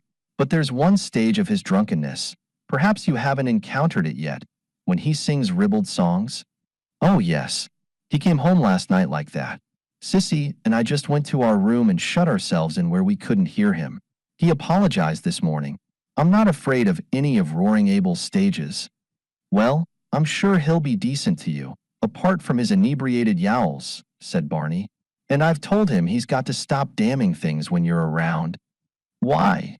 Asked Valancy slyly, with one of her odd, slanted glances and a sudden flake of pink on each cheek, born of the thought that Barney Snaith had actually done so much for her. I often feel like damning things myself. For a moment Barney stared. Was this elfin girl the little, old maidish creature who had stood there 2 minutes ago? Surely there was magic and devilry going on in that shabby, weedy old garden. Then he laughed. It will be a relief to have someone to do it for you then. So you don't want anything but salt codfish? Not tonight, but I dare say I'll have some errands for you very often when you go to Port Lawrence. I can't trust Mr. Gay to remember to bring all the things I want. Barney had gone away, then, in his Lady Jane, and Valancy stood in the garden for a long time. Since then he had called several times, walking down through the barrens, whistling. How that whistle of his echoed through the spruces on those June twilights. Valancy caught herself listening for it every evening, rebuked herself, then let herself go. Why shouldn't she listen for it? He always brought Sissy fruit and flowers. Once he brought Valancy a box of candy, the first box of candy she had ever been given. It seemed sacrilege to eat it. She found herself thinking of him in season and out of season. She wanted to know if he ever thought about her when she wasn't before his eyes, and if so, what? She wanted to see that mysterious house of his back on the Mistowey's Island. Sissy had never seen it. Sissy, though she talked freely of Barney and had known him for 5 years, really knew little more of him than Valancy herself. But he isn't bad, said Sissy. Nobody need ever tell me he is. He can't have done a thing to be ashamed of. Then why does he live as he does? Asked Valancy, to hear somebody defend him. I don't know. He's a mystery. And of course there's something behind it, but I know it isn't disgrace. Barney Snaith simply couldn't do anything disgraceful, Valancy. Valancy was not so sure. Barney must have done something, sometime. He was a man of education and intelligence. She had soon discovered that, in listening to his conversations and wrangles with Roaring Abel, who was surprisingly well-read and could discuss any subject under the sun when sober. Such a man wouldn't bury himself for 5 years in Muskoka and live and look like a tramp if there were not too good, or bad, a reason for it. But it didn't matter. All that mattered was that she was sure now that he had never been Sissy Gay's lover. There was nothing like that between them, though he was very fond of Sissy and she of him, as anyone could see. But it was a fondness that didn't worry Valancy. "You don't know what Barney has been to me these past 2 years," Sissy had said simply. "Everything would have been unbearable without him. Sissy Gay is the sweetest girl I ever knew, and there's a man somewhere I'd like to shoot if I could find him," Barney had said savagely. Barney was an interesting talker, with a knack of telling a great deal about his adventures and nothing at all about himself. There was one glorious rainy day when Barney and Abel swapped yarns all the afternoon while Valancy mended tablecloths and listened. Barney told weird tales of his adventures with shacks, on trains, while hoboing it across the continent. Valancy thought she ought to think his stealing rides quite dreadful, but didn't. The story of his working his way to England on a cattle ship sounded more legitimate, and his yarns of the Yukon enthralled her, especially the one of the night he was lost on the divide between Gold Run and Sulphur Valley. He had spent 2 years out there, where in all this was there room for the penitentiary and the other things. If he were telling the truth, but Valancy knew he was. "Found no gold," he said. "Came away poorer than when I went. But such a place to live. Those silences at the back of the north wind got me. I've never belonged to myself since." Yet he was not a great talker. He told a great deal in a few well-chosen words. How well-chosen Valancy did not realize. And he had a knack of saying things without opening his mouth at all. "I like a man whose eyes say more than his lips," thought Valancy. But then she liked everything about him. His tawny hair, his whimsical smiles, the little glints of fun in his eyes, his loyal affection for that unspeakable Lady Jane, his habit of sitting with his hands in his pockets, his chin sunk on his breast, looking up from under his mismated eyebrows. She liked his nice voice, which sounded as if it might become caressing or wooing with very little provocation. She was at times almost afraid to let herself think these thoughts. They were so vivid that she felt as if the others must know what she was thinking. "I've been watching a woodpecker all day," he said one evening on the shaky old back veranda. His account of the woodpecker's doings was satisfying. He had often some gay or cunning little anecdote of the woodfolk to tell them, and sometimes he and Roaring Abel smoked fiercely the whole evening and never said a word, while Sissy lay in the hammock swung between the veranda posts and Valancy sat idly on the steps, her hands clasped over her knees, and wondered dreamily if she were really Valancy Stirling and if it were only 3 weeks since she had left the ugly old house on Elm Street. The barrens lay before her in a white moon splendor, where dozens of little rabbits frisked. Barney, when he liked, could sit down on the edge of the barrens and lure those rabbits right to him by some mysterious sorcery he possessed. Valancy had once seen a squirrel leap from a scrub pine to his shoulder and sit there chattering to him. It reminded her of John Foster. It was one of the delights of Valancy's new life that she could read John Foster's books as often and as long as she liked. She could read them in bed if she wanted to. She read them all to Sissy, who loved them. She also tried to read them to Abel and Barney, who did not love them. Abel was bored and Barney politely refused to listen at all. "Piffle," said Barney. Chapter 19. Of course, the Stirlings had not left the poor maniac alone all this time or refrained from heroic efforts to rescue her perishing soul and reputation. Uncle James, whose lawyer had helped him as little as his doctor, came one day and, finding Valancy alone in the kitchen, as he supposed, gave her a terrible talking to, told her she was breaking her mother's heart and disgracing her family. "But why?" said Valancy, not ceasing to scour her porridge pot decently. "I'm doing honest work for honest pay. What is there in that is disgraceful?" "Don't quibble, Valancy," said Uncle James solemnly. "This is no fit place for you to be, and you know it.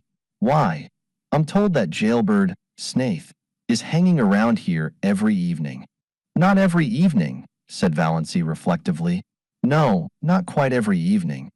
It's insufferable," said Uncle James violently.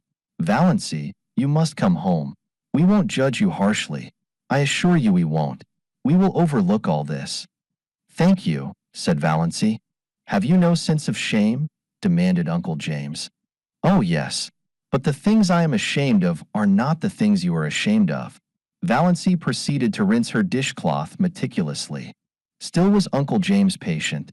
He gripped the sides of his chair and ground his teeth. "We know your mind isn't just right. We'll make allowances. But you must come home. You shall not stay here with that drunken, blasphemous old scoundrel." "Were you by any chance referring to me, Mr. Stirling?" demanded Roaring Abel, suddenly appearing in the doorway of the back veranda where he had been smoking a peaceful pipe and listening to old Jim Stirling's tirade with huge enjoyment. His red beard fairly bristled with indignation and his huge eyebrows quivered. But cowardice was not among James Stirling's shortcomings. "I was. And furthermore, I want to tell you that you have acted an iniquitous part in luring this weak and unfortunate girl away from her home and friends, and I will have you punished yet for it." James Stirling got no further. Roaring Abel crossed the kitchen at a bound, caught him by his collar and his trousers, and hurled him through the doorway and over the garden, paling with as little apparent effort as he might have employed in whisking a troublesome kitten out of the way. "The next time you come back here," he bellowed, "I'll throw you through the window, and all the better if the window is shut. Coming here, thinking yourself God to put the world to rights." Valancy candidly and unashamedly owned to herself that she had seen few more satisfying sights than Uncle James' coattails flying out into the asparagus bed. She had once been afraid of this man's judgment. Now she saw clearly that he was nothing but a rather stupid little village tin god. Roaring Abel turned with his great broad laugh. "He'll think of that for years when he wakes up in the night. The Almighty made a mistake in making so many Stirlings. But since they are made, we've got to reckon with them. Too many to kill out. But if they come here bothering you, I'll shoo 'em off before a cat could lick its ear." The next time they sent Dr. Stirling. Surely Roaring Abel would not throw him into asparagus beds. Dr. Stirling was not so sure of this and had no great liking for the task. He did not believe Valancy Stirling was out of her mind. She had always been queer. He, Dr. Stirling, had never been able to understand her. Therefore, beyond doubt, she was queer. She was only just a little queerer than usual now. And Dr. Stirling had his own reasons for disliking Roaring Abel. When Dr. Stirling had first come to Deerwood, he had had a liking for long hikes around Mistawys and Muskoka. On one of these occasions he had got lost, and after much wandering had fallen in with Roaring Abel with his gun over his shoulder. Dr. Stirling had contrived to ask his question in about the most idiotic manner possible. He said, "Can you tell me where I'm going?" "How the devil should I know where you're going, gosling?" retorted Abel contemptuously. Dr. Stirling was so enraged that he could not speak for a moment or two, and in that moment Abel had disappeared in the woods. Dr. Stirling had eventually found his way home, but he had never hankered to encounter Abel Gay again. Nevertheless, he came now to do his duty. Valancy greeted him with a sinking heart. She had to own to herself that she was terribly afraid of Dr. Stirling still. She had a miserable conviction that if he shook his long, bony finger at her and told her to go home, she dared not disobey. "Mr. Gay," said Dr. Stirling politely and condescendingly, "may I see Miss Stirling alone for a few minutes?" Roaring Abel was a little drunk, just drunk enough to be excessively polite and very cunning. He had been on the point of going away when Dr. Stirling arrived, but now he sat down in a corner of the parlor and folded his arms. "No, no, mister," he said solemnly. "That wouldn't do at all. I've got the reputation of my household to keep up. I've got to chaperone this young lady. Can't have any sparkin going on here behind my back." Outraged Dr. Stirling looked so terrible that Valancy wondered how Abel could endure his aspect. But Abel was not worried at all. "Do you know anything about it anyway?" he asked genially. "About what?" "Sparking," said Abel coolly. Poor Dr. Stirling, who had never married because he believed in a celibate clergy, would not notice this ribald remark. He turned his back on Abel and addressed himself to Valancy. "Miss Stirling, I am here in response to your mother's wishes. She begged me to come. I am charged with some messages from her. Will you?" He wagged his forefinger. "Will you hear them?" "Yes," said Valancy faintly, eyeing the forefinger. It had a hypnotic effect on her. The first is this. If you will leave this house, interjected Roaring Abel. HOUSE. Troubled with an impediment in your speech, ain't you, mister? This place and return to your home. Mr. James Stirling will himself pay for a good nurse to come here and wait on Miss Gay. Back of her terror, Valancy smiled in secret. Uncle James must indeed regard the matter as desperate when he would loosen his purse strings like that. At any rate, her clan no longer despised her or ignored her. She had become important to them. That's my business, mister, said Abel. Miss Stirling can go if she pleases, or stay if she pleases. I made a fair bargain with her, and she's free to conclude it when she likes. She gives me meals that stick to my ribs. She don't forget to put salt in the porridge. She never slams doors, and when she has nothing to say she don't talk. That's uncanny in a woman, you know, mister. I'm satisfied. If she isn't, she's free to go. But no woman comes here in Jim Stirling's pay. If anyone does, Abel's voice was uncannily bland and polite. I'll spatter the road with her brains. Tell him that with Gay's compliments. Dr. Stirling, a nurse is not what Sissy needs, said Valancy earnestly. She isn't so ill as that yet. What she wants is companionship. Somebody she knows and likes just to live with her. You can understand that, I'm sure. I understand that your motive is quite commendable. Dr. Stirling felt that he was very broad-minded indeed, especially as in his secret soul he did not believe Valancy's motive was commendable. He hadn't the least idea what she was up to, but he was sure her motive was not commendable. When he could not understand a thing, he straightway condemned it. Simplicity itself. But your first duty is to your mother. She needs you. She implores you to come home. She will forgive everything if you will only come home. That's a pretty little thought, remarked Abel meditatively, as he ground some tobacco up in his hand. Dr. Stirling ignored him. She entreats, but Miss Stirling, Dr. Stirling remembered that he was an ambassador of Jehovah. I command. As your pastor and spiritual guide, I command you to come home with me, this very day. Get your hat and coat and come now. Dr. Stirling shook his finger at Valancy. Before that pitiless finger she drooped and wilted visibly. She's giving in, thought Roaring Abel. She'll go with him. Beats all. The power these preacher fellows have over women. Valancy was on the point of obeying Dr. Stirling. She must go home with him and give up. She would lapse back to Doss Stirling again, and for her few remaining days or weeks be the cowed, futile creature she had always been. It was her fate, typified by that relentless, uplifted forefinger. She could no more escape from it than Roaring Abel from his predestination. She eyed it as the fascinated bird eyes the snake. Another moment. Fear is the original sin, suddenly said a still, small voice away back of Valancy's consciousness. Almost all the evil in the world has its origin in the fact that someone is afraid of something. Valancy stood up. She was still in the clutches of fear, but her soul was her own again. She would not be false to that inner voice. Dr. Stirling, she said slowly, I do not at present owe any duty to my mother. She is quite well. She has all the assistance and companionship she requires. She does not need me at all. I am needed here. I am going to stay here. There's spunk for you, said Roaring Abel admiringly. Dr. Stirling dropped his forefinger. One could not keep on shaking a finger forever. Miss Stirling, is there nothing that can influence you? Do you remember your childhood days? Perfectly. And hate them. Do you realize what people will say? What they are saying? I can imagine it, said Valancy, with a shrug of her shoulders. She was suddenly free of fear again. I haven't listened to the gossip of Deerwood tea parties and sewing circles 20 years for nothing. But, Dr. Stirling, it doesn't matter in the least to me what they say, not in the least. Dr. Stirling went away then. A girl who cared nothing for public opinion, over whom sacred family ties had no restraining influence, who hated her childhood memories. Then Cousin Georgiana came, on her own initiative, for nobody would have thought it worthwhile to send her.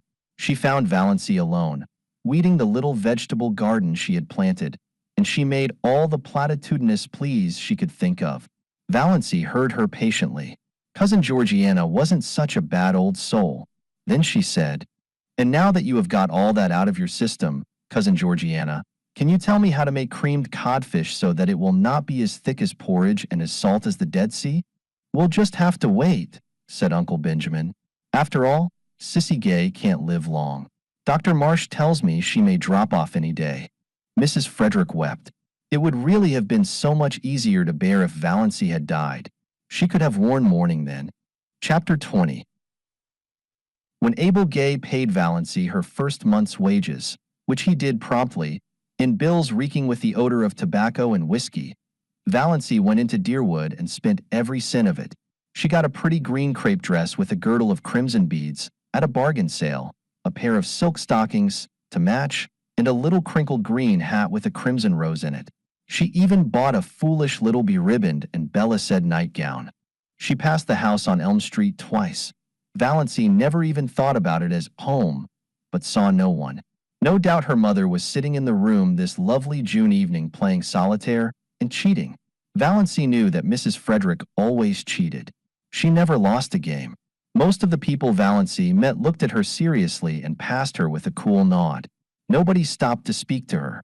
Valancy put on her green dress when she got home. Then she took it off again. She felt so miserably undressed in its low neck and short sleeves, and that low, crimson girdle around the hips seemed positively indecent.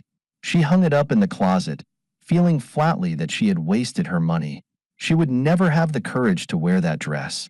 John Foster's arraignment of fear had no power to stiffen her against this.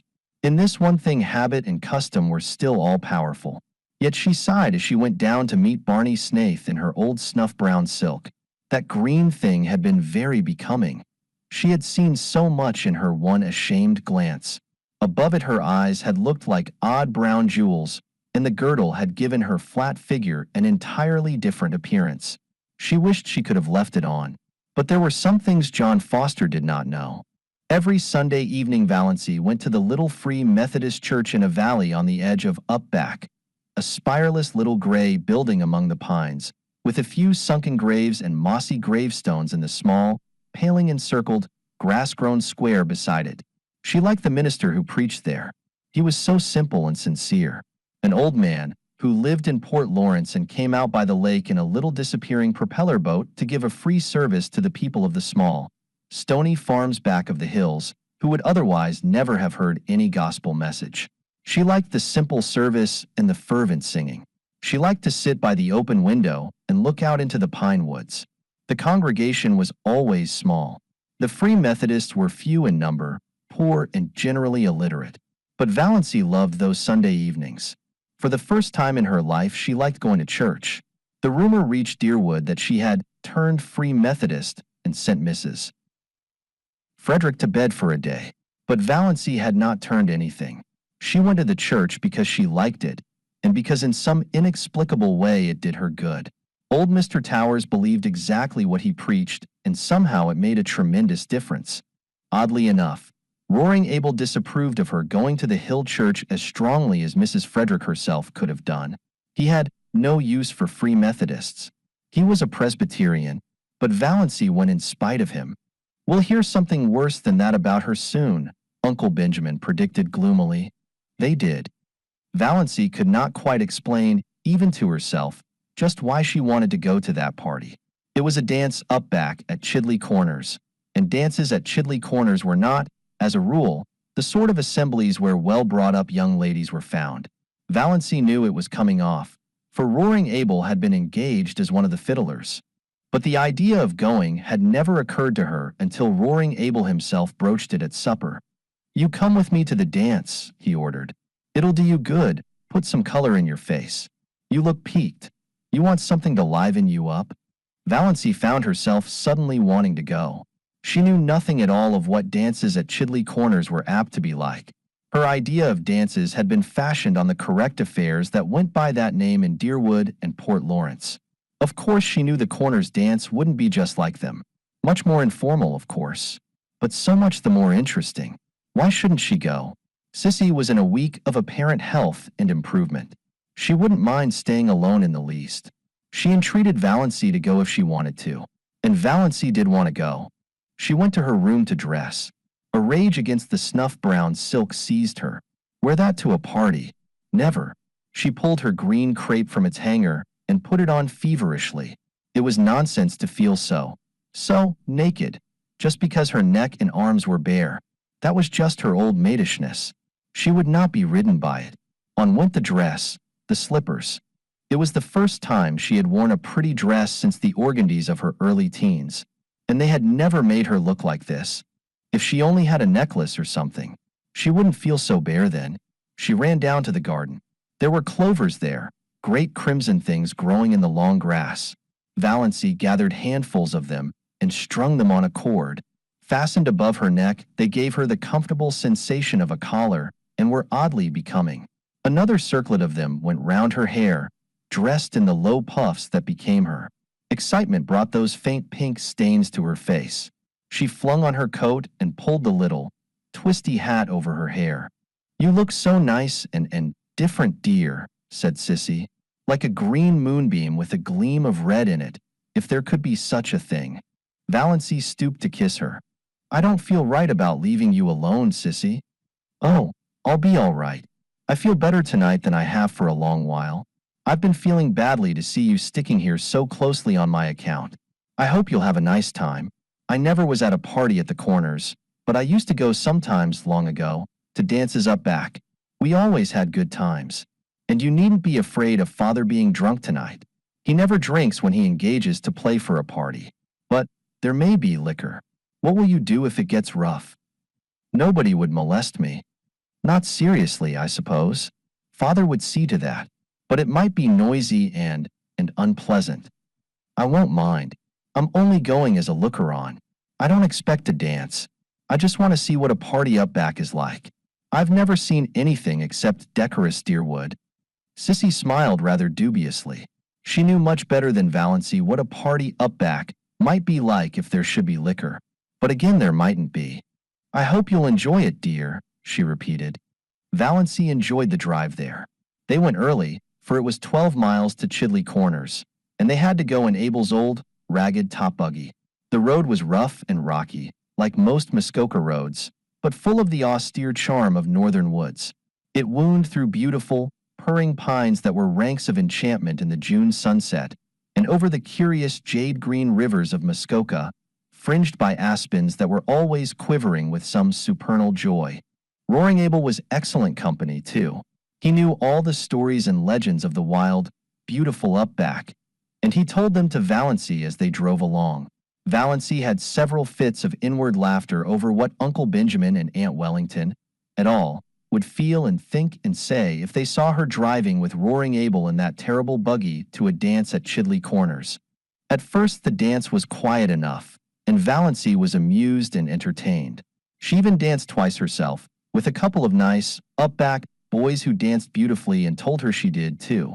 Another compliment came her way, not a very subtle one, perhaps, but Valancy had had too few compliments in her life to be overnice on that point.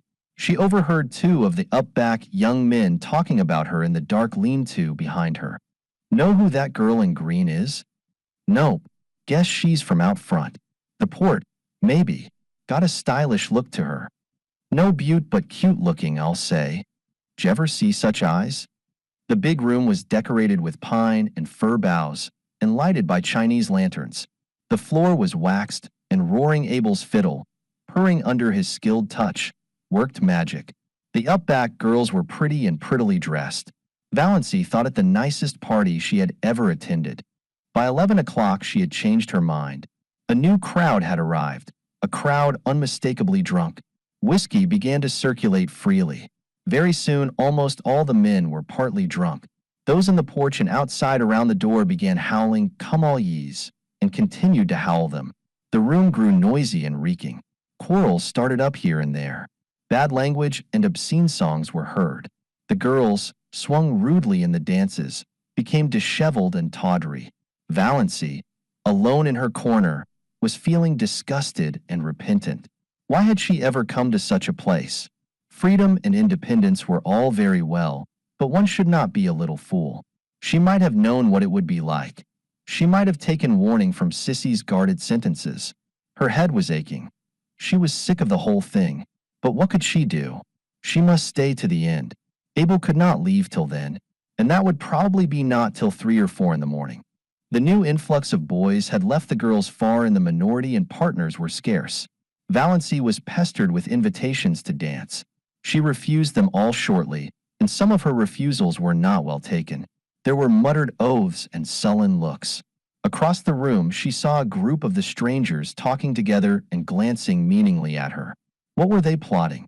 It was at this moment that she saw Barney Snaith looking in over the heads of the crowd at the doorway. Valancy had 2 distinct convictions. One was that she was quite safe now. The other was that this was why she had wanted to come to the dance. It had been such an absurd hope that she had not recognized it before, but now she knew she had come because of the possibility that Barney might be there, too. She thought that perhaps she ought to be ashamed for this, but she wasn't. After her feeling of relief, her next feeling was one of annoyance with Barney for coming there unshaved. Surely he might have enough self-respect to groom himself up decently when he went to a party. There he was, bare-headed, bristly-chinned, in his old trousers and his blue homespun shirt. Not even a coat. Valancy could have shaken him in her anger. No wonder people believed everything bad of him. But she was not afraid any longer. One of the whispering group left his comrades and came across the room to her, through the whirling couples that now filled it uncomfortably. He was a tall, broad-shouldered fellow, not ill-dressed or ill-looking but unmistakably half-drunk. He asked Valancy to dance. Valancy declined civilly. His face turned livid. He threw his arm about her and pulled her to him. His hot, whiskied breath burned her face. "We won't have fine lady airs here, my girl. If you ain't too good to come here, you ain't too good to dance with us. Me and my pals have been watching you. You've got to give us each a turn and a kiss to boot." Valancy tried desperately and vainly to free herself. She was being dragged out into the maze of shouting, stamping, yelling dancers.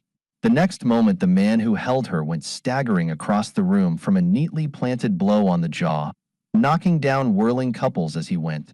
Valancy felt her arm grasped. "This way, quick," said Barney Snaith. He swung her out through the open window behind them, vaulted lightly over the sill, and caught her hand. "Quick, we must run for it. They'll be after us." Valancy ran as she had never run before, clinging tight to Barney's hand, wondering why she did not drop dead in such a mad scamper. Suppose she did. What a scandal it would make for her poor people. For the first time Valancy felt a little sorry for them. Also, she felt glad that she had escaped from that horrible row. Also, glad that she was holding tight to Barney's hand. Her feelings were badly mixed, and she had never had so many in such a brief time in her life. They finally reached a quiet corner in the pine woods. The pursuit had taken a different direction, and the whoops and yells behind them were growing faint. Valancy, out of breath, with a crazily beating heart, collapsed on the trunk of a fallen pine. "Thanks," she gasped. "What a goose you were to come to such a place," said Barney.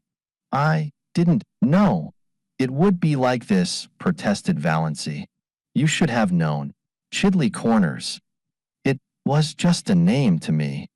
Valancy knew Barney could not realize how ignorant she was of the regions up back. She had lived in Deerwood all her life, and of course he supposed she knew. He didn't know how she had been brought up. There was no use trying to explain. "When I drifted in at Abel's this evening and Sissy told me you'd come here, I was amazed and downright scared.